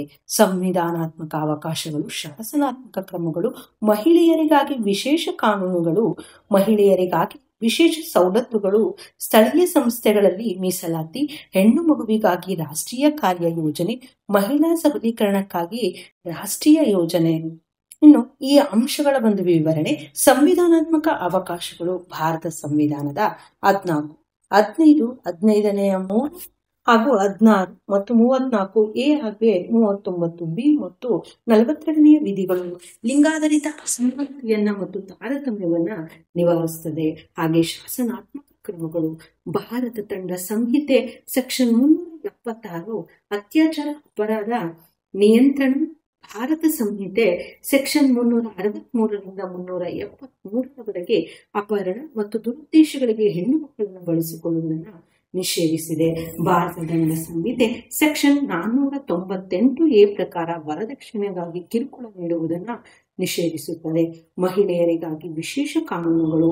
ಮಹಿಳೆಯರ ಸಬಲೀಕರಣಕ್ಕಾಗಿ ಭಾರತ ಸರ್ಕಾರವು ಕೌಟುಂಬಿಕ ನ್ಯಾಯಾಲಯಗಳ ಕಾಯ್ದೆ 1954, ವಿಶೇಷ ವಿವಾಹ ಕಾಯ್ದೆ 1954, ಹಿಂದೂ ವಿವಾಹ ಕಾಯ್ದೆ 1955, ವರದಕ್ಷಿಣೆ ನಿಷೇಧ ಕಾಯ್ದೆ 1961, ಗೃಹಹಿಂಸೆಯ ವಿರುದ್ಧ ರಕ್ಷಣಾ ಕಾಯ್ದೆ 2005, ಬಾಲ್ಯ ವಿವಾಹ ನಿಷೇಧ ಕಾಯ್ದೆ 2006 ಮುಂತಾದವುಗಳನ್ನು ಜಾರಿಗೆ ತಂದಿದೆ. ಇನ್ನು ಮಹಿಳೆಯರಿಗಾಗಿ ವಿಶೇಷ ಸವಲತ್ತುಗಳು 1992ರಲ್ಲಿ ರಾಷ್ಟ್ರೀಯ ಮಹಿಳಾ ಆಯೋಗವು ಸ್ಥಾಪನೆಯಾಗಿದ್ದು, ಮಹಿಳೆಯರಿಗೆ ಸಂಬಂಧಿಸಿದಂತಹ ಕಾನೂನು ಕಾರ್ಯಕ್ರಮಗಳನ್ನು ವಿಶ್ಲೇಷಿಸಲು ಮತ್ತು ಸಂವಿಧಾನಾತ್ಮಕ ಕ್ರಮಗಳನ್ನು ಪರಿಶೀಲಿಸಲು ಹಾಗೂ ಈ ನಿಟ್ಟಿನಲ್ಲಿ ಅಗತ್ಯ ಕ್ರಮಗಳನ್ನು ಕೈಗೊಳ್ಳಲು ಆದೇಶಿಸಲ್ಪಟ್ಟಿದೆ. ಸ್ಥಳೀಯ ಸಂಸ್ಥೆಗಳಲ್ಲಿ ಮೀಸಲಾತಿ ಭಾರತ ಸಂವಿಧಾನದ 73 ಮತ್ತು 74ನೇ ತಿದ್ದುಪಡಿಯ ಕಾಯ್ದೆಯ ಪ್ರಕಾರ ಮಹಿಳೆಯರಿಗೆ ಸ್ಥಳೀಯ ಸಂಸ್ಥೆಗಳಲ್ಲಿ 33% ಸ್ಥಾನಗಳನ್ನ ಮೀಸಲಾತಿ ನೀಡಲು ಕಾನೂನು ಅವಕಾಶವನ್ನ ಮಾಡಿಕೊಟ್ಟಿದೆ. ಹೆಣ್ಣು ಮಗುವಿಗೆ ರಾಷ್ಟ್ರೀಯ ಕಾರ್ಯ ಯೋಜನೆ ಹೆಣ್ಣು ಮಕ್ಕಳಿಗೆ ಸುಭದ್ರ, ಉಜ್ವಲ ಮತ್ತು ಸದೃಢ ಭವಿಷ್ಯಕ್ಕಾಗಿ ಈ ಕಾರ್ಯ ಯೋಜನೆಯನ್ನ ರೂಪಿಸಲಾಗಿದೆ. ಮಹಿಳಾ ಸಬಲೀಕರಣಕ್ಕಾಗಿ ರಾಷ್ಟ್ರೀಯ ಯೋಜನೆ. ಮಹಿಳಾ ಮತ್ತು ಕಲ್ಯಾಣ ಇಲಾಖೆಯು ಮಾನವ ಸಂಪನ್ಮೂಲ ಅಭಿವೃದ್ಧಿ ಮಂತ್ರಾಲಯದ ಅಡಿಯಲ್ಲಿ ಭಾರತ ಸರ್ಕಾರವು ಮಹಿಳಾ ಸಬಲೀಕರಣಕ್ಕಾಗಿ ಕೆಲವು ಕಾರ್ಯಕ್ರಮಗಳನ್ನ ಕಾರಣಗಳಾಗುವು ಅಂತ ಇದೆ. ಈ ಒಂದು ಪ್ರಶ್ನೆಯನ್ನ ಮಾರ್ಚ್ 2020 ಹಾಗೆ ಜೂನ್ 2019ರಲ್ಲಿ ಈ ಒಂದು ಪ್ರಶ್ನೆಯನ್ನ ಕೇಳಿರುವಂತಹದ್ದನ್ನ ನೋಡಬಹುದು. ಕೃಷಿ ಮತ್ತು ಕೈಗಾರಿಕೆಗಳಲ್ಲಿ ದೈಹಿಕ ಶ್ರಮ ಹಾಕಿ ಕೆಲಸ ಮಾಡುವವರೇ ಕಾರ್ಮಿಕರು ಉತ್ತಮ ಕೆಲಸದ ವಾತಾವರಣ ಮತ್ತು ಸರಿಯಾದ ಕೂಲಿಯನ್ನ ಪಡೆಯುವ ಸಲುವಾಗಿ ಅವರು ಸಂಘಟಿತರಾಗಿ ಹೋರಾಟಕ್ಕೆ ಮುಂದಾಗ್ತಾರೆ. ಇನ್ನು ಕಾರ್ಮಿಕ ಚಳುವಳಿಗೆ ಕಾರಣಗಳು ಅಂತ ಇದೆ. ಕಾರ್ಮಿಕರ ಹಿತಾಸಕ್ತಿಯ ನಿರ್ಲಕ್ಷ್ಯ, ಉದ್ಯೋಗಿಗಳ ಕಡೆಗಣನೆ, ಸೌಲಭ್ಯಗಳ ಕೊರತೆ, ಕಲ್ಯಾಣ ಕಾರ್ಯಕ್ರಮಗಳು, ಅಸಂಘಟಿತ ವಲಯಗಳ ಕಾರ್ಮಿಕರ ಸ್ಥಿತಿ. ಇನ್ನು ವಿವರಣೆಯನ್ನು ನೋಡೋದಾದ್ರೆ, ಕಾರ್ಮಿಕರ ಹಿತಾಸಕ್ತಿ ನಿರ್ಲಕ್ಷ್ಯ. ಕೈಗಾರಿಕೋದ್ಯಮಿಗಳು ಕಾರ್ಮಿಕರ ಹಿತಕ್ಕಿಂತ ತಮ್ಮ ಲಾಭಕ್ಕೆ ಹೆಚ್ಚಿನ ಪ್ರಾಮುಖ್ಯತೆಯನ್ನು ನೀಡ್ತಾರೆ. ಹೆಚ್ಚಿನ ಕೆಲಸದ ಅವಧಿ, ಕಡಿಮೆ ವೇತನ ಮತ್ತು ಲಾಭಾಂಶ, ಶೋಷಣೆ ಮತ್ತು ರಕ್ಷಣೆ ಮಾಡದಿರುವುದು, ವೈದ್ಯಕೀಯ ಸೌಲಭ್ಯಗಳನ್ನು ನೀಡದಿರುವುದು ಇತ್ಯಾದಿಗಳ ಮೂಲಕ ಕಾರ್ಮಿಕರನ್ನ ಶೋಷಿಸ್ತಾರೆ. ಇಂತಹ ಸಮಸ್ಯೆಗಳಿಂದ ಮುಕ್ತಿ ಪಡೆಯಲು ಕಾರ್ಮಿಕರು ಕಾರ್ಮಿಕ ಚಳುವಳಿಯನ್ನ ಪ್ರಾರಂಭಿಸಿದ್ರು. ಇನ್ನು ಉದ್ಯೋಗಿಗಳ ಕಡೆಗಣನೆ ಅಂತ ಇದೆ. ಕಂಪನಿಗಳಲ್ಲಿ ಆಡಳಿತಾಂಗವು ಕಾರ್ಮಿಕರ ಹಿತಾಸಕ್ತಿಗಳನ್ನ ಕಡೆಗಣಿಸಿ ಅವರ ಸಮಸ್ಯೆಗಳನ್ನ ಏಕಪಕ್ಷೀಯವಾಗಿ ನಿರ್ಧರಿಸುವಂತಹ ವ್ಯವಸ್ಥೆ ರೂಢಿಯಲ್ಲಿತ್ತು. ಇದರ ಫಲವಾಗಿ ಕಾರ್ಮಿಕರ ಮತ್ತು ಮಾಲೀಕರ ನಡುವಿನ ಸಂಬಂಧ ದ್ವೇಷಮಯವಾಗಿತ್ತು. ಕಾರ್ಮಿಕರ ಸ್ಥಿತಿಗತಿಗಳನ್ನು ಉತ್ತಮಪಡಿಸಲು ತೀರ್ಮಾನಗಳಲ್ಲಿ ಪಾಲು ತೆಗೆದುಕೊಳ್ಳಲು ಅವರು ಒಂದುಗೂಡಿ ಹೋರಾಟವನ್ನು ಪ್ರಾರಂಭಿಸಿದರು. ಸೌಲಭ್ಯಗಳನ್ನು ಪಡೆಯಲು ಕೈಗಾರಿಕೆಗಳಲ್ಲಿ ದುಡಿಯುವಂತಹ ಪುರುಷ ಮತ್ತು ಮಹಿಳಾ ಕಾರ್ಮಿಕರಿಗೆ ಅಗತ್ಯ ಸೌಲಭ್ಯಗಳಾದಂತಹ ಕುಡಿಯುವ ನೀರು, ವಿಶ್ರಾಂತಿ ಗೃಹ, ಶೌಚಾಲಯ ವ್ಯವಸ್ಥೆ, ಮಕ್ಕಳ ಪಾಲನಾ ಕೇಂದ್ರ ಮತ್ತು ಇತರೆ ಸೌಲಭ್ಯಗಳು ಸರಿಯಾದ ಪ್ರಮಾಣದಲ್ಲಿ ಸಿಗದೇ ಇರುವುದು ಕಾರ್ಮಿಕ ಚಳುವಳಿಗೆ ಕಾರಣವಾಗಿದೆ. ಇನ್ನು ಕಲ್ಯಾಣ ಕಾರ್ಯಕ್ರಮಗಳು ಅಂತ ಇದೆ. ಈ ಒಂದು ಅಂಶಕ್ಕೆ ಸಂಬಂಧಿಸಿದಂತೆ ಕೈಗಾರಿಕೆಗಳಲ್ಲಿ ದುಡಿಯುವಂತಹ ಕಾರ್ಮಿಕರಿಗೆ ಸಾಮಾಜಿಕ ಭದ್ರತೆಗಳಾದಂತಹ ಬೋನಸ್, ವಿಮೆ, ಉಚಿತ ನಿವಾಸ, ಸಾರಿಗೆ ಮತ್ತು ಶಿಕ್ಷಣ ಸೌಲಭ್ಯ, ಸಾಲ ಸೌಲಭ್ಯ, ಕಾರ್ಮಿಕರ ಪರಿಹಾರ ಇನ್ನು ಮುಂತಾದವುಗಳನ್ನ ಪಡೆದುಕೊಳ್ಳಲು ಸಂಘಟಿತರಾಗಿ ಚಳುವಳಿಗಳನ್ನ ಆರಂಭಿಸಿದರು. ಇನ್ನು ಅಸಂಘಟಿತ ವಲಯಗಳ ಕಾರ್ಮಿಕರ ಸ್ಥಿತಿ. ಈ ಅಂಶಕ್ಕೆ ಸಂಬಂಧಿಸಿದಂತೆ ಅಸಂಘಟಿತ ವಲಯವಾದಂತಹ ಕೃಷಿ ಕಾರ್ಮಿಕರು ಗರಿಷ್ಠ ಮಟ್ಟದಲ್ಲಿ ಶೋಷಣೆಗೆ ಒಳಗಾಗಿರ್ತಾರೆ. ಇವರಿಗೆ ಪರ್ಯಾಯ ಉದ್ಯೋಗ ವ್ಯವಸ್ಥೆ ನೀಡದೇ ಇರೋದ್ರಿಂದ ಕೃಷಿ ಕಾರ್ಮಿಕರ ಜೀವನ ನಿರ್ವಹಣೆ ಕಷ್ಟವಾಗುತ್ತದೆ. ಆದ್ದರಿಂದ ಕಾರ್ಮಿಕರ ಪರಿಹಾರಕ್ಕಾಗಿ ಹೋರಾಟ ಮಾಡಬೇಕಾಯಿತು. ಇನ್ನು ಕಾರ್ಮಿಕ ಚಳುವಳಿಯ ರಾಜಕೀಯ ಪರಿಣಾಮಗಳೇನು ಚರ್ಚಿಸಿ ಅನ್ನುವಂತಹ ಪ್ರಶ್ನೆ. ಈ ಒಂದು ಪ್ರಶ್ನೆ ಮಾರ್ಚ್ 2015 ಹಾಗೂ 2018ರಲ್ಲಿ ಕೇಳಿರುವಂತಹದ್ದನ್ನ ನೋಡ್ಬೋದು. ಕಾರ್ಮಿಕರ ಬೇಡಿಕೆಗಳನ್ನ ಸಮಸ್ಯೆಗಳನ್ನು ನಿವಾರಿಸಲು ಸರ್ಕಾರ ಅನೇಕ ಕಲ್ಯಾಣ ಕಾರ್ಯಕ್ರಮಗಳನ್ನು ಹಮ್ಮಿಕೊಂಡಿದೆ. ಅವುಗಳೊಂದೇ ಸಂವಿಧಾನಾತ್ಮಕ ಕ್ರಮಗಳು. ಭಾರತ ಸಂವಿಧಾನದ 4ನೇ ಭಾಗದಲ್ಲಿ ರಾಜ್ಯ ನಿರ್ದೇಶಕ ತತ್ವಗಳಲ್ಲಿರುವಂತಹ ಸಮಾಜವಾದಿ ತತ್ವಗಳಲ್ಲಿ ಪುರುಷ ಮತ್ತು ಮಹಿಳೆಯರಿಗೆ ಸಮಾನ ಕೆಲಸಕ್ಕೆ ಸಮಾನ ವೇತನವನ್ನ ನೀಡುವಂತಹದ್ದು, ಗರ್ಭಿಣಿ ಮಹಿಳೆಯರಿಗೆ ರಜಾ ಸೌಲಭ್ಯ, ಪ್ರಸವ ಪೂರ್ವ ಮತ್ತು ಪ್ರಸವಾನಂತರ ವೈದ್ಯಕೀಯ ಸೇವೆ ಮತ್ತು ಕಾರ್ಮಿಕರ ಕಲ್ಯಾಣಕ್ಕಾಗಿ ಶಾಸನಗಳನ್ನು ರಚಿಸಲು ಸರ್ಕಾರಕ್ಕೆ ಮಾರ್ಗದರ್ಶನವನ್ನ ನೀಡಿದೆ. ಹಾಗೆ ಕೇಂದ್ರ ಸರ್ಕಾರದ ಕ್ರಮಗಳು. ಗುತ್ತಿಗೆ ಆಧಾರದ ಮೇಲೆ ನೇಮಕವಾದಂತಹ ಕಾರ್ಮಿಕರಿಗೆ ಕನಿಷ್ಠ ಕೂಲಿಯನ್ನು ನಿಗದಿಪಡಿಸಲು 1970ರ ಕಾರ್ಮಿಕರ ಕಾನೂನು ಅವಕಾಶ ಮಾಡಿಕೊಟ್ಟಿದೆ.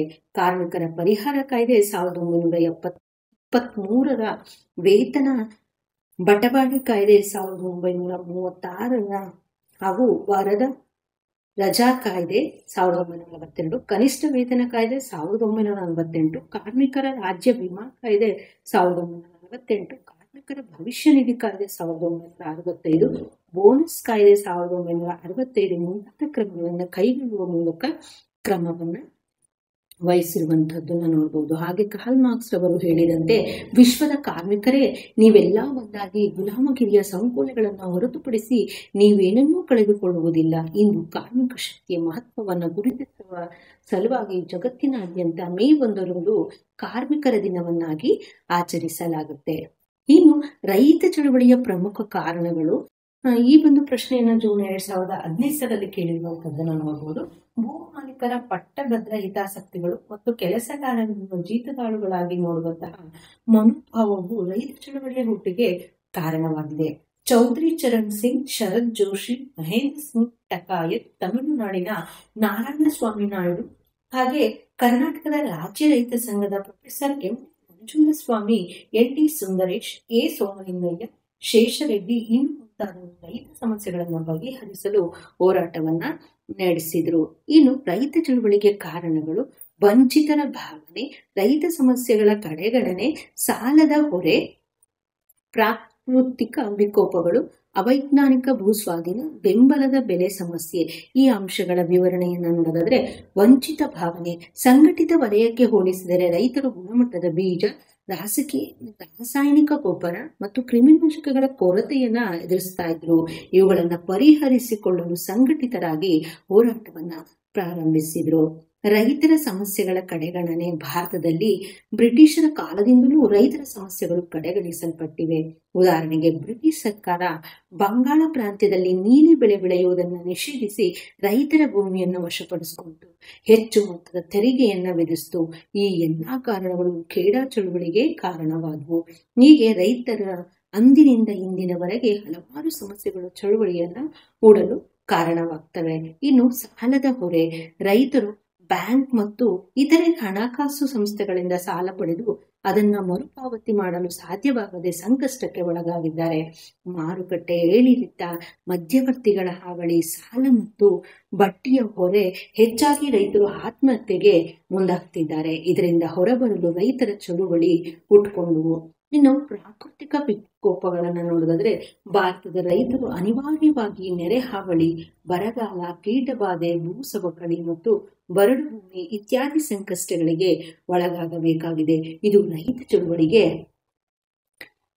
ಕಾರಣ ಆಯಿತು. ಹಾಗೆ ಅವೈಜ್ಞಾನಿಕ ಭೂಸ್ವಾಧೀನ, ನಗರೀಕರಣ ಮತ್ತು ಕೈಗಾರಿಕೀಕರಣಗಳ ಹೆಸರಲ್ಲಿ ಸರ್ಕಾರಗಳು ರೈತರು ಉಳಿಯುವ ಭೂಮಿಯನ್ನು ಅವೈಜ್ಞಾನಿಕ ಸ್ವಾಧೀನಪಡಿಸಿಕೊಳ್ತಾ ಇದೆ. ಸೂಕ್ತವಾದ ಪರಿಹಾರವನ್ನ ಸಕಾಲಕ್ಕೆ ನೀಡದೇ ಇರೋದ್ರಿಂದ ರೈತರು ಭೂಹೀನರು ಮತ್ತು ನಿರುದ್ಯೋಗಿಗಳು ಆಗ್ತಾರೆ. ಇದು ಸರ್ಕಾರದ ವಿರುದ್ಧ ರೈತರ ಚಳುವಳಿಗೆ ಇಳಿಯುವಂತೆ ಮಾಡ್ತದೆ. ಬೆಂಬಲ ಬೆಲೆ ಸಮಸ್ಯೆ: ಅಸಂಖ್ಯಾತ ಸಮಸ್ಯೆಗಳ ನಡುವೆ ಮುಕ್ತ ಮಾರುಕಟ್ಟೆ ನೀತಿಯಿಂದ ರೈತರು ಬೆಳೆದ ಬೆಳೆಗೆ ಸೂಕ್ತವಾದಂತಹ ಬೆಲೆಯು ನಿಗದಿಯಾಗದೆ ಮತ್ತು ಸರ್ಕಾರದಿಂದ ಬೆಂಬಲ ಬೆಲೆ ಘೋಷಣೆಯಾಗದೇ ಇದ್ದಾಗ ರೈತರು ಕಂಗಾಲಾಗ್ತಾರೆ. ಇಂತಹ ಸಂದರ್ಭದಲ್ಲಿ ಚಳುವಳಿಯ ತೀವ್ರತೆ ಹೆಚ್ಚಾಗ್ತದೆ. ಇನ್ನು ಅವೈಜ್ಞಾನಿಕ ಭೂಸ್ವಾಧೀನ ಕಾಯ್ದೆಗಳ ಬಗ್ಗೆ ಚರ್ಚೆ ಅಂತ ಇದೆ. ಇದನ್ನ 1991 ಉದಾರೀಕರಣ, ಖಾಸಗೀಕರಣ ಮತ್ತು ಜಾಗತೀಕರಣದ ಫಲವಾಗಿ ನಗರೀಕರಣ ಮತ್ತು ಕೈಗಾರೀಕರಣದ ಹೆಸರಲ್ಲಿ ಸರ್ಕಾರ ರೈತರ ಉಳುವ ಭೂಮಿಯನ್ನ ಅವೈಜ್ಞಾನಿಕವಾಗಿ ಸ್ವಾಧೀನಪಡಿಸಿಕೊಳ್ತಾ ಇದೆ. ಜೊತೆಗೆ ಸೂಕ್ತವಾದ ಪರಿಹಾರವನ್ನ ಸಕಾಲಕ್ಕೆ ನೀಡದೇ ಇರುವುದರಿಂದ ಮತ್ತು ಪರ್ಯಾಯ ವ್ಯವಸ್ಥೆಯನ್ನ ಕಲ್ಪಿಸದೇ ಇರುವುದರಿಂದ ರೈತರು ಭೂಹೀನರು ಮತ್ತು ನಿರುದ್ಯೋಗಿಗಳು ಆಗ್ತಾ ಇದ್ದಾರೆ. ಇದು ಸರ್ಕಾರದ ವಿರುದ್ಧ ರೈತರ ಚಳುವಳಿ ಕೊಡುವಂತೆ ಮಾಡ್ತಾ ಇದೆ. ಇದರ ಪ್ರಮುಖ ಅಂಶಗಳನ್ನು ನೋಡಿದ್ರೆ, ನ್ಯಾಯಯುತ ಮತ್ತು ಹೆಚ್ಚಿನ ಪ್ರಮಾಣದ ಪರಿಹಾರವನ್ನ ನೀಡದಿರುವುದು, ಪುನರ್ವಸತಿಯನ್ನು ಕಲ್ಪಿಸದಿರುವುದು, ರೈತರ ಭೂಮಿಯ ಒಡೆತನವನ್ನ ಸರ್ಕಾರ ಕಸಿದುಕೊಳ್ಳುವಂತಹದ್ದು, ರೈತರ ಕೃಷಿ ಭೂಮಿಯನ್ನ ಅಂತಿಮ ತೀರ್ಮಾನದವರೆಗೆ ಕಾಯ್ದೆಯನ್ನು ಸ್ವಾಧೀನಪಡಿಸಿಕೊಳ್ಳುವುದು, ಪರಿಶಿಷ್ಟ ಜಾತಿ ಮತ್ತು ವರ್ಗಗಳಿಗೆ ವಿಶೇಷ ಸೌಲಭ್ಯಗಳನ್ನ ನೀಡದೇ ಇರುವಂತಹದ್ದು. ಹಾಗೆ ಮಾನವ ಹಕ್ಕುಗಳ ಚಳುವಳಿಗೆ ಕಾರಣಗಳಾಗುವು ಅಂತ ಇದೆ. ಈ ಒಂದು ಪ್ರಶ್ನೆಯನ್ನ ಮಾರ್ಚ್ 2020 ಕೇಳಿರುವಂತಹದ್ದನ್ನು ನೋಡ್ಬೋದು. ಮಾನವನಿಂದ ಬೇರ್ಪಡಿಸಲಾಗದಂತಹ ಹಕ್ಕುಗಳನ್ನು ಮಾನವ ಹಕ್ಕುಗಳು ಅಂತ ಹೇಳ್ಬಿಟ್ಟು ಕರೀತಾರೆ. ಯಾವುದೇ ಜಾತಿ, ಧರ್ಮ, ಲಿಂಗ, ಭಾಷೆ, ಜನ್ಮಸ್ಥಳ, ಸಾಮಾಜಿಕ ಸ್ಥಾನಮಾನ ಅಂತರವಿಲ್ಲದೆ ಪ್ರತಿಯೊಬ್ಬರು ಈ ಹಕ್ಕುಗಳನ್ನು ಅನುಭವಿಸ್ತಾರೆ.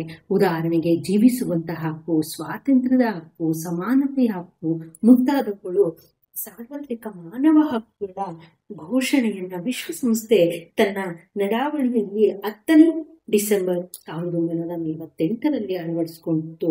ಪ್ರತಿ ವರ್ಷ ಡಿಸೆಂಬರ್ 10ರಂದು ಮಾನವ ಹಕ್ಕುಗಳ ದಿನವನ್ನಾಗಿ ಆಚರಿಸಲಾಗುತ್ತೆ. ಇನ್ನು ಮಾನವ ಹಕ್ಕುಗಳ ಚಳುವಳಿಗೆ ಕಾರಣಗಳು ಅಂತ ಇದೆ.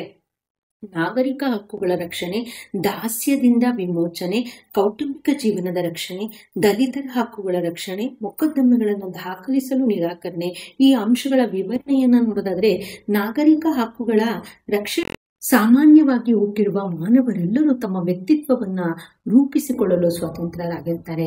ಭಾರತ ಸಂವಿಧಾನದ 3ನೇ ಅಧ್ಯಾಯದಲ್ಲಿ ನಾಗರಿಕರಿಗೆ ನೀಡಿರುವಂತಹ ಹಕ್ಕುಗಳನ್ನ ಉಲ್ಲೇಖಿಸಿದೆ. ಆದರೆ ವಾಸ್ತವವಾಗಿ ದಲಿತರು, ಮಹಿಳೆಯರು ಮತ್ತು ಮಕ್ಕಳು ಶೋಷಣೆಗೆ ಒಳಗಾಗಿದ್ದಾರೆ. ಇಂತಹ ಶೋಷಣೆಯನ್ನ ತಪ್ಪಿಸಲು ಚಳವಳಿಯನ್ನ ಆರಂಭಿಸಿದರು. ದಾಸ್ಯದಿಂದ ವಿಮೋಚನೆ. ಸಂವಿಧಾನಾತ್ಮಕವಾಗಿ ಗುಲಾಮಗಿರಿಯನ್ನು ನಿಷೇಧಿಸಲ್ಪಟ್ಟಿದ್ರೂ ಕೂಡ ರಾಷ್ಟ್ರದ ವಿವಿಧ ಭಾಗಗಳಲ್ಲಿ ಬಾಲಕಾರ್ಮಿಕ ಪದ್ಧತಿ, ಜೀತ ಪದ್ಧತಿಗಳು ಜೀವಂತವಾಗಿವೆ. ಆದ್ರಿಂದ ಮಾನವ ಹಕ್ಕುಗಳ ಚಳುವಳಿ ಅನಿವಾರ್ಯವಾಯಿತು. ಇನ್ನು ಕೌಟುಂಬಿಕ ಜೀವನದ ರಕ್ಷಣೆ. ಪ್ರತಿಯೊಬ್ಬ ನಾಗರಿಕನೂ ಕೂಡ ಕೌಟುಂಬಿಕ ಜೀವನದ ಹಕ್ಕನ್ನ ಹೊಂದಿದ್ದಾನೆ. ಆಧುನಿಕತೆಯ ಪರಿಣಾಮವಾಗಿ ಯುವಜನತೆ ಅಂತರ್ಜಾತಿ ವಿವಾಹ ಮತ್ತು ಅಂತರ್ಧರ್ಮೀಯ ವಿವಾಹಗಳಿಗೆ ಮಾರು ಹೋಗ್ತಾ ಇದ್ದಾರೆ. ಇದನ್ನು ತಪ್ಪಿಸಲು, ಕುಟುಂಬದ ಗೌರವವನ್ನು ಕಾಪಾಡಲು ಮರ್ಯಾದೆ ಹತ್ಯೆಯಂತಹ ದುಷ್ಕೃತ್ಯಗಳಿಗೆ ಕಾರಣವಾಗ್ತದೆ. ಇದನ್ನು ತಡೆಯುವ ಸಲುವಾಗಿ ಈ ಒಂದು ಚಳುವಳಿಯನ್ನ ಆರಂಭ ಮಾಡಲಾಗುತ್ತೆ. ಇನ್ನು ದಲಿತ ಹಕ್ಕುಗಳ ರಕ್ಷಣೆ. ದಲಿತರು ಅನುಭವಿಸುತ್ತಿರುವಂತಹ ಅನ್ಯಾಯ, ದೌರ್ಜನ್ಯ, ಸಾಮಾಜಿಕ ಬಹಿಷ್ಕಾರ, ಮಡೆ ಸ್ನಾನ, ಮಲ ಹೊರುವ ಪದ್ಧತಿ ಇವುಗಳನ್ನು ಬಲವಂತವಾಗಿ ಮಾಡಿಸ್ತಾರೆ. ಇದು ಮಾನವ ಹಕ್ಕುಗಳ ಸ್ಪಷ್ಟ ಉಲ್ಲಂಘನೆಯಾಗಿದೆ. ಇದರಿಂದ ಮಾನವ ಹಕ್ಕುಗಳ ಚಳುವಳಿಗಳು ಕೂಡ ಆರಂಭವಾದವು. ಮೊಕದ್ದಮೆಗಳನ್ನು ದಾಖಲಿಸಲು ನಿರಾಕರಣೆ. ಅನೇಕ ಸಂದರ್ಭಗಳಲ್ಲಿ ಅನ್ಯಾಯಕ್ಕೊಳಗಾದಂತಹ ವ್ಯಕ್ತಿಗಳು ಸಂಬಂಧಿಸಿದ ಅಧಿಕಾರಿಗಳನ್ನ ಸಂಪರ್ಕಿಸಿ ಮೊಕದ್ದಮೆಗಳನ್ನು ನೀಡಲು ಮುಂದಾದಾಗ ಅಧಿಕಾರಿಗಳು ಸಕಾರಾತ್ಮಕವಾಗಿ ಸ್ಪಂದಿಸದೆ, ವೈದ್ಯಕೀಯ ನೆರವು ನೀಡದೆ ಹಲವು ನಿದರ್ಶನಗಳಿವೆ. ಇಂತಹ ಎಷ್ಟೋ ಪ್ರಕರಣಗಳು ಬೆಳಕಿಗೆ ಬರುವುದೇ ಇಲ್ಲ. ಇದು ಚಳುವಳಿಗೆ ಕಾರಣವಾಯಿತು. ಇನ್ನು ಮಾನವ ಹಕ್ಕುಗಳ ಚಳುವಳಿಯ ರಾಜಕೀಯ ಪರಿಣಾಮಗಳನ್ನು ವಿವರಿಸಿ ಅಂತ ಇದೆ. ಈ ಒಂದು ಪ್ರಶ್ನೆಯನ್ನು ಮಾರ್ಚ್ 2017ರಲ್ಲಿ ಕೇಳಿರುವಂತದ್ದನ್ನ ನೋಡ್ಬೋದು. ಮಾನವ ಹಕ್ಕುಗಳ ಚಳುವಳಿಯ ಪರಿಣಾಮವಾಗಿ ಭಾರತ ಸರ್ಕಾರವು ಅನೇಕ ಕ್ರಮಗಳನ್ನು ಕೈಗೊಂಡಿದೆ. ಅವು ಈ ರೀತಿಯಾಗಿವೆ. ಮಾನವ ಹಕ್ಕುಗಳ ಚಳುವಳಿಯ ರಾಜಕೀಯ ಪರಿಣಾಮಗಳು: ರಾಷ್ಟ್ರೀಯ ಮಾನವ ಹಕ್ಕುಗಳ ಆಯೋಗ, ರಾಜ್ಯ ಮಾನವ ಹಕ್ಕುಗಳ ಆಯೋಗ, ಮಕ್ಕಳ ಹಕ್ಕುಗಳು ಅರಿವು ಮೂಡಿಸುವಂತಹದ್ದು. ವಿವರಣೆ: ರಾಷ್ಟ್ರೀಯ ಮಾನವ ಹಕ್ಕುಗಳ ಆಯೋಗ ಭಾರತದಲ್ಲಿ ಜನವರಿ 8, 1994 ರಾಷ್ಟ್ರೀಯ ಮಾನವ ಹಕ್ಕುಗಳ ಆಯೋಗ ಅಸ್ತಿತ್ವಕ್ಕೆ ಬಂತು. ಇದು ಮಾನವ ಹಕ್ಕುಗಳ ಪಟ್ಟಿಯನ್ನು ಸಿದ್ಧಪಡಿಸಿ ಸರ್ಕಾರದಿಂದ ಅಂಗೀಕಾರ ಪಡೆದುಕೊಳ್ಳುತ್ತದೆ. ಮಾನವ ಹಕ್ಕುಗಳ ಉಲ್ಲಂಘನೆಯಾದಾಗ ಕ್ರಮಬದ್ಧವಾದ ವಿಚಾರಣೆ ನಡೆಸುತ್ತದೆ. ರಾಜ್ಯ ಮಾನವ ಹಕ್ಕುಗಳ ಆಯೋಗ ಭಾರತದ ಮಾನವ ಹಕ್ಕುಗಳ ಕಾಯ್ದೆಯ ಪ್ರಕಾರ ಪ್ರತಿಯೊಂದು ರಾಜ್ಯವೂ ಕೂಡ ಮಾನವ ಹಕ್ಕುಗಳ ಆಯೋಗವನ್ನು ರಚಿಸಿಕೊಳ್ಬೇಕು. ಕರ್ನಾಟಕದಲ್ಲಿ ರಾಷ್ಟ್ರೀಯ ಮಾನವ ಹಕ್ಕುಗಳ ಆಯೋಗದ ಮಾದರಿಯಲ್ಲಿಯೇ 2005ರಲ್ಲಿ ರಾಜ್ಯ ಮಾನವ ಹಕ್ಕುಗಳ ಆಯೋಗವನ್ನು ಸ್ಥಾಪಿಸಲಾಗಿದೆ. ಇನ್ನು ಮಕ್ಕಳ ಹಕ್ಕುಗಳು. ಭಾರತದಲ್ಲಿ ಮಕ್ಕಳ ಹಕ್ಕುಗಳ ಉಲ್ಲಂಘನೆ ಸಾಮಾನ್ಯವಾಗಿದ್ದು, ಆಯಾ ಜಿಲ್ಲೆಯ ಜಿಲ್ಲಾಧಿಕಾರಿಯು ತಮ್ಮ ವ್ಯಾಪ್ತಿಯಲ್ಲಿ ಬರುವಂತಹ ಮಕ್ಕಳ ಹಕ್ಕುಗಳ ಉಲ್ಲಂಘನೆಯ ಸಮಸ್ಯೆಯನ್ನ ವಿಚಾರಿಸಲು ಅವಕಾಶ ಕಲ್ಪಿಸಲಾಗಿದೆ. ಅರಿವನ್ನ ಮೂಡಿಸುವಂತಹದ್ದು. ವಿವಿಧ ಆಯೋಗಗಳಲ್ಲಿ ದಾಖಲಾದಂತಹ ಮಾನವ ಹಕ್ಕುಗಳ ಸಮಸ್ಯೆಗಳನ್ನು ಶೀಘ್ರವಾಗಿ ವಿಲೇವಾರಿ ಆಗ್ತಾ ಇರುವುದನ್ನು ಗಮನಿಸಿದ್ರೆ ಜನರಲ್ಲಿ ಮಾನವ ಹಕ್ಕುಗಳ ಚಳುವಳಿ ಮತ್ತು ಅದರ ಸಾಧನೆಯ ಬಗ್ಗೆ ಅರಿವು ಉಂಟಾಗಿರುವಂತಹದನ್ನ ಗಮನಿಸಬಹುದು. ಇನ್ನು ಪರಿಸರ ಚಳುವಳಿಯ ಕಾರಣಗಳಾವುವು ಅಂತ ಇದೆ. ಅದು ಜೂನ್ 2016, ಸೆಪ್ಟೆಂಬರ್ 2020ರಲ್ಲಿ ಈ ಒಂದು ಪ್ರಶ್ನೆಯನ್ನ ಕೇಳಿರುವಂತದ್ದು ನೋಡಬಹುದು. ಹಾಗೆ ಪ್ರಾಜೆಕ್ಟಿಗಾಗಿಯೂ ಕೂಡ 5 ಅಂಕಗಳಿಗೆ ಜೂನ್ 2015ರಲ್ಲಿ ಕೇಳಿರುವಂತಹದನ್ನ ನೋಡ್ಬೋದು. ಜೈವಿಕ ಮತ್ತು ಅಜೈವಿಕ ಅಂಶಗಳಿಂದ ಕೂಡಿರುವಂತಹ ಭೌತಿಕ ವಾತಾವರಣವನ್ನ ಪರಿಸರ ಅಂತ ಹೇಳ್ಬಿಟ್ಟು ಕರೀತಾರೆ. ಪರಿಸರವು ಹವಾಮಾನ, ವಾಯುಗುಣ, ಗಾಳಿ, ನೀರು, ಬೆಳಕು, ಬೆಂಕಿ, ಮಣ್ಣು ಮತ್ತಿತರ ಅಂಶಗಳನ್ನ ಒಳಗೊಳ್ಳುತ್ತದೆ. ನೈಸರ್ಗಿಕ ಸಂಪತ್ತಿನ ನಿರಂತರ ಶೋಷಣೆ, ಜೀವ ವೈವಿಧ್ಯಗಳು ವಿನಾಶ, ಪರಿಸರ ಮಾಲಿನ್ಯ ಮುಂತಾದವು ಪರಿಸರಕ್ಕೆ ಚಳುವಳಿಗೆ ಕಾರಣವಾಗಿದೆ. ಇನ್ನು ಪರಿಸರ ಚಳುವಳಿಗೆ ಕಾರಣಗಳನ್ನು ನೋಡಿದ್ರೆ ಪರಿಸರದ ನಾಶ, ಪರಿಸರ ಮಾಲಿನ್ಯ, ಜೀವ ವೈವಿಧ್ಯಗಳ ರಕ್ಷಣೆ, ಪರಿಸರ ಶಿಕ್ಷಣದ ಕೊರತೆ, ಪರಿಸರದಲ್ಲಿ ನಿರ್ವಹಣೆಯ ಒಂದು ಕೊರತೆ. ಈ ಅಂಶಗಳ ಒಂದು ವಿವರಣೆಯನ್ನು ನೋಡಿದ್ರೆ ಪರಿಸರ ನಾಶ. ಭಾರತ ಸರ್ಕಾರ ಆರ್ಥಿಕ ಅಭಿವೃದ್ಧಿಯ ಸಲುವಾಗಿ ಕೈಗಾರಿಕಾ ಮತ್ತು ಅಭಿವೃದ್ಧಿಯನ್ನ ಕೈಗೊಂಡಿದೆ. ಇದರ ಫಲವಾಗಿ ಕೈಗಾರಿಕರಣದಿಂದ ಭೂ ಸವಕಳಿ ಮತ್ತು ಭೂಮಿಯ ಫಲವತ್ತತೆಯ ಮೇಲೆ ಕೂಡ ಪ್ರತಿಕೂಲವಾದಂತಹ ಪರಿಣಾಮ ಉಂಟು ಮಾಡಿದೆ. ಇದನ್ನು ರಕ್ಷಿಸುವುದಕ್ಕಾಗಿ ಪರಿಸರ ಚಳುವಳಿಯನ್ನ ಪ್ರಾರಂಭಿಸಲಾಯಿತು. ಹಾಗೆ ಪರಿಸರ ಮಾಲಿನ್ಯ, ಪರಿಸರದಲ್ಲಿ ಉಂಟಾಗ್ತಾ ಇರುವಂತಹ ಜಲಮಾಲಿನ್ಯ, ವಾಯು ಮಾಲಿನ್ಯ, ಶಬ್ದ ಮಾಲಿನ್ಯ ಮುಂತಾದ ಮಾಲಿನ್ಯ ಪ್ರಕ್ರಿಯೆಗಳಿಂದ ನೊಂದ ಜನತೆ, ಬುದ್ಧಿಜೀವಿಗಳು ಮತ್ತು ಪರಿಸರವಾದಿಗಳು ಚಳುವಳಿಯ ಹಾದಿಯನ್ನ ಹಿಡಿಯುವಂತಾಯಿತು. ಹಾಗೆ ಜೀವ ವೈವಿಧ್ಯಗಳ ರಕ್ಷಣೆಯನ್ನು ನೋಡೋದಾದ್ರೆ ಮಿತಿ ಮೀರಿದಂತಹ ನಗರ ನಿರ್ಮಾಣ ಕಾರ್ಯ ಮತ್ತು ಇಂಧನಕ್ಕಾಗಿ ಕಾಡು ಕಡಿತ ಇರೋದ್ರಿಂದ ಕಾಡಿನಲ್ಲಿ ಆಶ್ರಯ ಪಡೆದು ವಾಸಿಸುವಂತಹ ವನ್ಯಜೀವಿಗಳು, ಪಕ್ಷಿ ಸಂಕುಲಗಳು ಆಹಾರದ ಕೊರತೆ ಸೇರಿದಂತೆ ಹಲವಾರು ನೈಸರ್ಗಿಕ ಸಮಸ್ಯೆಗಳನ್ನು ಎದುರಿಸ್ತವೆ. ಈ ಕಾರಣದಿಂದಾಗಿ ವನ್ಯಜೀವ ಸಂಪತ್ತನ್ನು ರಕ್ಷಿಸಲು ಸಲುವಾಗಿ ಚಿಕ್ಕೋ ಚಳುವಳಿ, ಅಪ್ಪಿಕೋ ಚಳುವಳಿ, ಪಶ್ಚಿಮ ಘಟ್ಟವನ್ನ ಉಳಿಸಿ ಚಳುವಳಿ ಪ್ರಾರಂಭವಾಗುತ್ತವೆ. ಇನ್ನು ಪರಿಸರ ಶಿಕ್ಷಣದ ಕೊರತೆ. ನೈಸರ್ಗಿಕ ಪರಿಸರದಲ್ಲಿ ಅನುಭವ ಪಡೆಯದ ಹೊರತು ಅದರ ಅನುಕೂಲಗಳ ಅರಿವು ಮನುಷ್ಯರಿಗೆ ತಿಳಿಯುವುದಿಲ್ಲ. ಹಸಿರೇ ಉಸಿರು, ಕಾಡು ಕಡಿದರೆ ಪ್ರಕೃತಿ ವಿನಾಶ, ಇದರಿಂದ ಮನುಕುಲದ ವಿನಾಶಕ್ಕೆ ದಾರಿಯಾಗ್ತದೆ. ಇಂತಹ ವಿಚಾರಧಾರೆಗಳ ಪರಿಸರ ಜ್ಞಾನದ ಕೊರತೆಯಿಂದ ಅನೇಕ ತೊಂದರೆಗಳನ್ನು ಎದುರಿಸಬೇಕಾಗಿದೆ. ಆದ್ದರಿಂದ ಜನರನ್ನು ಜಾಗೃತಿಗೊಳಿಸಲು ಪರಿಸರವಾದಿಗಳು ಹೋರಾಟಕ್ಕೆ ಇಳಿದ್ರು. ಇನ್ನು ಪರಿಸರ ನಿರ್ವಹಣೆಯ ಕೊರತೆಯನ್ನು ನೋಡಿದ್ರೆ ಪರಿಸರ ನಾಶ, ಪರಿಸರ ಮಾಲಿನ್ಯ, ಪ್ರಕೃತಿ ವಿಕೋಪದಿಂದ ಉಂಟಾದಂತಹ ತೊಂದರೆಗಳು, ನಗರೀಕರಣದಿಂದ ಉಂಟಾದಂತಹ ತ್ಯಾಜ್ಯ ವಸ್ತುಗಳು, ಇವುಗಳಿಂದ ಮಾನವ ದಿನನಿತ್ಯದ ಸಹಜ ಜೀವನಕ್ಕೆ ಹಾನಿ ಉಂಟಾಗ್ತಾ ಇದೆ. ಪರಿಸರ ಮಾಲಿನ್ಯಗಳನ್ನು ತಡೆಗಟ್ಟುವಲ್ಲಿ, ಇದರ ನಿರ್ವಹಣೆಯಲ್ಲಿ ಉಂಟಾಗುವಂತಹ ವಿಳಂಬದಿಂದ ನೊಂದ ಜನರು ಮತ್ತು ಪರಿಸರವಾದಿಗಳು ಚಳುವಳಿಯಲ್ಲಿ ತೊಡಗುತ್ತಾರೆ. ಇನ್ನು ಪರಿಸರ ಚಳುವಳಿಯ ರಾಜಕೀಯ ಪರಿಣಾಮಗಳು ಅಂತ ಇದೆ. ಭಾರತ ಸಂವಿಧಾನದ 4ನೇ ಅಧ್ಯಾಯದಲ್ಲಿರುವಂತಹ ರಾಜ್ಯ ನಿರ್ದೇಶಕ ತತ್ವಗಳ ಅಡಿಯಲ್ಲಿ ಪರಿಸರ ರಕ್ಷಣೆಗೆ ಸಂಬಂಧಿಸಿದಂತಹ ವಿಷಯಗಳು 1976ರಲ್ಲಿ 42ನೇ ಸಂವಿಧಾನ ತಿದ್ದುಪಡಿಯ ಮೂಲಕ ಅಳವಡಿಸಲಾಯಿತು. ಗಂಗಾ ನದಿ ನೀರಿನ ಶುದ್ಧೀಕರಣ ಯೋಜನೆ, ಕೃಷ್ಣಾ ಮಹಾಜನ್ ಸಮಿತಿ, ಸರ್ಕಾರದ ಶಾಸನ ಕ್ರಮಗಳು. ಇನ್ನು ವಿವರಣೆಯನ್ನ ನೋಡಿದ್ರೆ ಗಂಗಾ ನದಿ ನೀರಿನ ಶುದ್ಧೀಕರಣ ಯೋಜನೆ. ಗಂಗಾ ನದಿ ನೀರನ್ನು ಶುದ್ಧೀಕರಿಸಲು ಪರಿಸರವಾದಿಯಾದಂತಹ ಶ್ರೀ MC ಮೆಹ್ತಾರವರು ಸರ್ವೋಚ್ಚ ನ್ಯಾಯಾಲಯದಲ್ಲಿ ದಾವೆಯನ್ನ ಹೂಡ್ತಾರೆ. ಸರ್ವೋಚ್ಚ ನ್ಯಾಯಾಲಯವು ಕೇಂದ್ರ ಸರ್ಕಾರಕ್ಕೆ ಈ ಕುರಿತು ಯೋಜನೆ ರೂಪಿಸುವಂತೆ ನಿರ್ದೇಶನವನ್ನು ನೀಡಿತು. ಸಮಿತಿಯು ಕೆಳಕಂಡ ಕ್ರಮಗಳನ್ನು ಶಿಫಾರಸು ಮಾಡಿತು. ಗಂಗಾ ನದಿಯ ಪಾತ್ರದಲ್ಲಿ ಚರಂಡಿ ನೀರನ್ನು ಶುದ್ಧೀಕರಿಸಲು ಸೂಚಿಸುತ್ತದೆ. ಹಾಗೆ ಚಿತಾಗಾರಗಳನ್ನು ನಿರ್ಮಿಸುವ ಮೂಲಕ ಶವಗಳನ್ನು ಗಂಗಾ ನದಿಗೆ ಎಸೆಯುವುದನ್ನು ತಪ್ಪಿಸುವುದು. ತಾಜ್ ಮಹಲ್ ರಕ್ಷಣೆ ಮತ್ತು ಉಸ್ತುವಾರಿಯನ್ನು ನೋಡಿಕೊಳ್ಳುವುದು.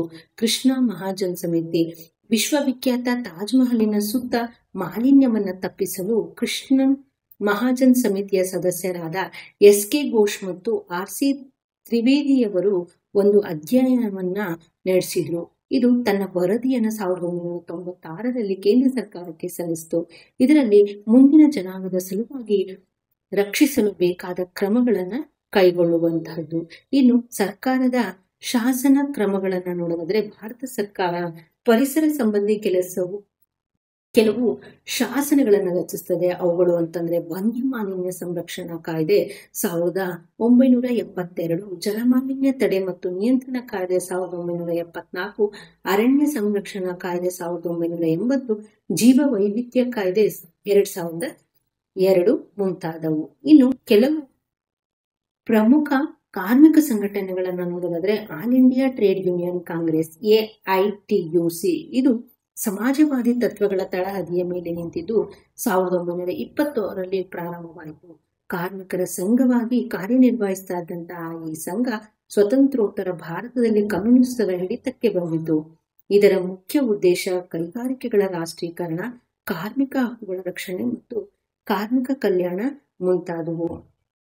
ಇನ್ನು Indian National Trade Union Congress ಅನ್ನುವಂಥದ್ದು ಆಲ್ ಇಂಡಿಯಾ ಟ್ರೇಡ್ ಯೂನಿಯನ್ ಕಾಂಗ್ರೆಸ್ನಲ್ಲಿ ಉಂಟಾದಂತಹ ಸೈದ್ಧಾಂತಿಕ ಭಿನ್ನಾಭಿಪ್ರಾಯಗಳಿಂದ ಹೊರಬಂದ ಕೆಲವು ಕಾಂಗ್ರೆಸ್ಸಿಗರು ಅಹಿಂಸಾ ತತ್ವದ ಆಧಾರದ ಮೇಲೆ 1942ರಲ್ಲಿ Indian National Trade Union Congress ಅನ್ನ ಪ್ರಾರಂಭಿಸ್ತಾರೆ. ಇನ್ನು ಭಾರತೀಯ ಮಜ್ದೂರ್ ಸಂಘ BMS ಅನ್ನುವಂಥದ್ದು ಕಾರ್ಮಿಕ ರಂಗದಲ್ಲಿ ರಾಷ್ಟ್ರೀಯತೆಯನ್ನು ಬೆಳೆಸುವ ದೃಷ್ಟಿಯಿಂದ 1955ರಲ್ಲಿ ಬಾಲಗಂಗಾಧರ ತಿಲಕ್ರವರ ಜನ್ಮದಿನದಂದು ದತ್ತೋಪಂತ್ ಠೇಂಗಿಯಾ ಅವರವರು ಭಾರತೀಯ ಮಜ್ದೂರ್ ಸಂಘವನ್ನ ಸ್ಥಾಪಿಸ್ತಾರೆ. ಯಾವುದೇ ಅಂತಾರಾಷ್ಟ್ರೀಯ ಸಂಘಟನೆಗೆ ಸೇರದ ಇದು 5860ಕ್ಕೂ ಹೆಚ್ಚು ಕಾರ್ಮಿಕ ಸಂಘಗಳನ್ನು ಒಳಗೊಂಡು ಅತಿ ಹೆಚ್ಚು ಸದಸ್ಯರನ್ನು ಹೊಂದಿದ ಕೇಂದ್ರೀಯ ಕಾರ್ಮಿಕ ಸಂಘಟನೆ ಆಗಿದೆ. ಹಾಗೆ centre for Indian Trade unions ಅನ್ನುವಂಥದ್ದು CITU ಕಮ್ಯುನಿಸ್ಟ್ ನಾಯಕರಾದಂತಹ SA ಡಾಂಗೆ ಮತ್ತು EMS ನಂಬೂದ್ರಿ ಪಾಲ್ ಇವರು ಸಾಮ್ರಾಜ್ಯಶಾಹಿ ವಿರೋಧಿ ನಿಯಮವನ್ನ ತಳೆದರು. 1964ರಲ್ಲಿ ಮಾರ್ಕ್ಸ್ವಾದಿಗಳು ಎಡಪಂಥ ಮತ್ತು ಬಲಪಂಥಗಳ ಭಿನ್ನಾಭಿಪ್ರಾಯಗಳಿಂದ Centre for Indian Trade Unions ಅನ್ನು ಸ್ಥಾಪಿಸಿದರು. ಪಶ್ಚಿಮ ಬಂಗಾಳ, ಕೇರಳ ಮತ್ತು ತ್ರಿಪುರಾಗಳು ಮಾರ್ಕ್ಸ್ವಾದಿಗಳ ಭದ್ರಕೋಟೆಗಳಾಗಿವೆ. ಹಾಗೆ ಇತರೆ ಪ್ರಮುಖ ಕಾರ್ಮಿಕ ಸಂಘಟನೆಗಳಂದ್ರೆ ಹಿಂದೂ ಮಜ್ದೂರ್ ಸಭಾ, HMS, ಹಿಂದೂ ಮಜ್ದೂರ್ ಪಂಚಾಯತ್, HMP, ಹಾಗೆ ಯುನೈಟೆಡ್ ಟ್ರೇಡ್ ಯೂನಿಯನ್ ಕಾಂಗ್ರೆಸ್ ಅಂದ್ರೆ UTUC ಮುಂತಾದವು ಕಾರ್ಮಿಕರ ಹಿತಾಸಕ್ತಿಯನ್ನು ರಚಿಸುವಲ್ಲಿ ಪ್ರಮುಖವಾದಂತಹ ಪಾತ್ರವನ್ನ ವಹಿಸ್ತವೆ. ಹಾಗೆ ಮುಂದಿನದು ಪರಿಸರವನ್ನು ಸಂರಕ್ಷಿಸಲು ಭಾರತದಲ್ಲಿ ಹೋರಾಟ ಮಾಡ್ತಾ ಇರುವಂತಹ ಚಳುವಳಿಯನ್ನು ಕುರಿತು ಟಿಪ್ಪಣಿಯನ್ನು ಬರೆಯಿರಿ ಅಂತ ಕೇಳಿದರೆ ಯಾವುದಾದ್ರೂ 2 ಪರಿಸರ ಚಳುವಳಿಗಳನ್ನು ವಿವರಿಸಬೇಕಾಗುತ್ತೆ. ಈ ಒಂದು ಪ್ರಶ್ನೆಯನ್ನ ಜೂನ್ 2017ರಲ್ಲಿ ಕೇಳಿರುವಂತಹದನ್ನು ನೋಡಬಹುದು. ಚಿಪ್ಕೋ ಚಳುವಳಿ ಮರಗಳನ್ನು ರಕ್ಷಿಸಲು ಅಹಿಂಸಾ ಮಾರ್ಗದಲ್ಲಿ ಅವುಗಳನ್ನು ಅಪ್ಪಿಕೊಳ್ಳುವ ಮೂಲಕ ಪ್ರಾರಂಭವಾದ ಒಂದು ಪ್ರಮುಖ ಚಳುವಳಿ ಇದಾಗಿದೆ. ವಾಣಿಜ್ಯ ಉದ್ದೇಶಗಳಿಗಾಗಿ ಮರ ಕಡಿಯುವುದನ್ನು ತಪ್ಪಿಸಲು ಸಾಮಾಜಿಕ ಕಾರ್ಯಕರ್ತರಾದಂತಹ ಚಾಂಡಿ ಪ್ರಸಾದ್ ಭಟ್ಟರು ಈ ಚಳುವಳಿಯನ್ನು ಪ್ರಾರಂಭಿಸಿದರು. ಈ ಚಳುವಳಿಯನ್ನು ಸುಂದರ್ಲಾಲ್ ಬಹುಗುಣ, ಘನಶ್ಯಾಮ್ ಶಾತೂರಿ, ಇಂದು ಟೇಕೇಕಾರ್ ಮತ್ತು ಧೂಮ್ ಸಿಂಗ್ ನೇಗಿ ಮತ್ತಿತರರು ಬೆಂಬಲಿಸಿದರು. ಇನ್ನು ಅಪ್ಪಿಕೋ ಚಳುವಳಿ ಕರ್ನಾಟಕದ ಮಲೆನಾಡು ಪ್ರದೇಶದ ಜನರು ಅಪ್ಪಿಕೋ ಚಳುವಳಿಯನ್ನು ಪ್ರಾರಂಭಿಸಿದರು. ಉತ್ತರ ಕನ್ನಡ ಜಿಲ್ಲೆಯ ಶಿರಸಿ, ಸಿದ್ದಾಪುರ ಭಾಗದ ಜನರು ಒಂದುಗೂಡಿ ಮರ ಕಡಿಯಲು ಅನುಮತಿಯನ್ನ ನೀಡಿದ್ದ ರಾಜ್ಯ ಸರ್ಕಾರದ ವಿರುದ್ಧ ಹೋರಾಟವನ್ನ ಪ್ರಾರಂಭಿಸಿದರು. ಮರ ಕಡಿಯುವಂತಹ ಸಂದರ್ಭದಲ್ಲಿ ಅವುಗಳನ್ನು ಅಪ್ಪಿಕೊಳ್ಳುವ ಮೂಲಕ ಸಂದೇಶವನ್ನ ನೀಡಿದ್ರು. ಇನ್ನು ನರ್ಮದಾ ಬಚಾವೋ ಆಂದೋಲನ ಗುಜರಾತಿನ ನರ್ಮದಾ ನದಿಗೆ ಕಟ್ಟಿದಂತಹ ಸರ್ದಾರ್ ಸರೋವರ ಅಣೆಕಟ್ಟಿನ ವಿರುದ್ಧ ಮಣಿಬೇಲಿ ಗ್ರಾಮದ ರೈತರು, ಬುಡಕಟ್ಟು ಜನಾಂಗದವರು, ಸ್ಥಳೀಯ ಜನತೆ, ಪರಿಸರವಾದಿಗಳು ಮತ್ತು ಸರ್ಕಾರೇತರ ಸಂಘ ಸಂಸ್ಥೆಗಳು ಚಳುವಳಿಯನ್ನ ನಡೆಸಿದ್ರು. ಈ ಚಳುವಳಿಯಲ್ಲಿ ಬಾಬಾ ಆಮ್ಟೆ ಮತ್ತು ಮೇಧಾ ಪಾಟ್ಕರ್ ಮುಂಚೂಣಿಯಲ್ಲಿ ಇದ್ರು. ಹಾಗೆ ಪಶ್ಚಿಮ ಘಟ್ಟವನ್ನ ಉಳಿಸಿ ಚಳುವಳಿ ಇದು 1970ರಲ್ಲಿ ಕುದುರೆಮುಖದಲ್ಲಿ 15 ಲಕ್ಷ ಎಕರೆ ಭೂಮಿಯನ್ನ ಗಣಿಗಾರಿಕೆಗೆ ಸ್ವಾಧೀನಪಡಿಸಿಕೊಂಡು ತೊಂದರೆಗಳಿಗಾದಂತಹ 4,000 ಕುಟುಂಬಗಳಿಗೆ ಯಾವುದೇ ಪುನರ್ವಸತಿಯನ್ನ ಕಲ್ಪಿಸಿರಲಿಲ್ಲ. ತುಂಗಾ ಮತ್ತು ಭದ್ರಾ ನದಿಯ ತಟದಲ್ಲಿ ವಾಸವಾಗಿದ್ದಂತಹ ಜನರು ಗಣಿಗಾರಿಕೆಯಿಂದ ತೊಂದರೆಗೊಳಗಾದರು. ಇದರಿಂದ ಜಾಗೃತರಾದಂತಹ ಪರಿಸರವಾದಿಗಳು ಚಳುವಳಿಯನ್ನ ತೀವ್ರಗೊಳಿಸಿದರು. ಹಾಗೆ ಮುಂದಿನದು ಸಾಲುಮರದ ತಿಮ್ಮಕ್ಕನವರ ಸಾಧನೆಗಳನ್ನು ಕುರಿತು ಬರೆಯಿರಿ ಅಂತ ಇದೆ. ರಾಮನಗರ ಜಿಲ್ಲೆಯ ಮಾಗಡಿ ತಾಲೂಕಿನ ಹುಲಿಕಲ್ಲು ಗ್ರಾಮದ ತಿಮ್ಮಕ್ಕ ಮತ್ತು ಚಿಕ್ಕಯ್ಯ ದಂಪತಿಗಳು ಉದೂರು ಮತ್ತು ಹುಲಿಕಲ್ಲು ಗ್ರಾಮದ ನಡುವೆ ರಸ್ತೆಯ 2 ಬದಿಗಳಲ್ಲಿ ಆಲದ ಸಸಿಗಳನ್ನು ನೆಟ್ಟು ತಮ್ಮ ಮಕ್ಕಳಂತೆ ಪೋಷಿಸಿದರು. ತಮ್ಮ ಅತ್ಯಲ್ಪ ಆದಾಯದಲ್ಲೂ ಅವುಗಳನ್ನು ಪ್ರೀತಿ ಮತ್ತು ಮಮತೆಯಿಂದ ಪೋಷಿಸಿದರು. ಇವರು ಬೆಳೆಸಿದ ಮರಗಳಲ್ಲಿ 248 ಮರಗಳನ್ನು ಕರ್ನಾಟಕ ತನ್ನ ಸುಪರ್ದಿಗೆ ತೆಗೆದುಕೊಂಡು ಇವರ ಜೀವಮಾನದ ಸಾಧನೆಯನ್ನು ಗುರುತಿಸಿ ರಾಜ್ಯೋತ್ಸವ ಮತ್ತು ರಾಷ್ಟ್ರ ಪ್ರಶಸ್ತಿಗಳನ್ನು ನೀಡಲಾಯಿತು. ಪರಿಸರಕ್ಕೆ ಇವರು ನೀಡಿದಂತಹ ಕೊಡುಗೆ ಸಂಬಂಧಿಸಿದಂತೆ ವಿಶ್ವಸಂಸ್ಥೆಯಲ್ಲಿ ಪ್ರಬಂಧವನ್ನು ಮಂಡಿಸಲಾಯಿತು. ಪ್ರತಿ ವರ್ಷ ಜೂನ್ 5ರಂದು ವಿಶ್ವ ಪರಿಸರ ದಿನವನ್ನಾಗಿ ಆಚರಣೆಯನ್ನ ಮಾಡಲಾಗುತ್ತದೆ. ಇಷ್ಟು ಈ ಒಂದು ಅಧ್ಯಾಯಕ್ಕೆ ಸಂಬಂಧಿಸಿದಂತಹ ಸಂಪೂರ್ಣವಾದಂತಹ ಪ್ರಶ್ನೋತ್ತರವಾಯಿತು. ಮುಂದಿನ ಅಧ್ಯಾಯವನ್ನ ಮುಂದಿನ ಒಂದು ವಿಡಿಯೋದಲ್ಲಿ ನೋಡೋಣ. ಧನ್ಯವಾದಗಳು.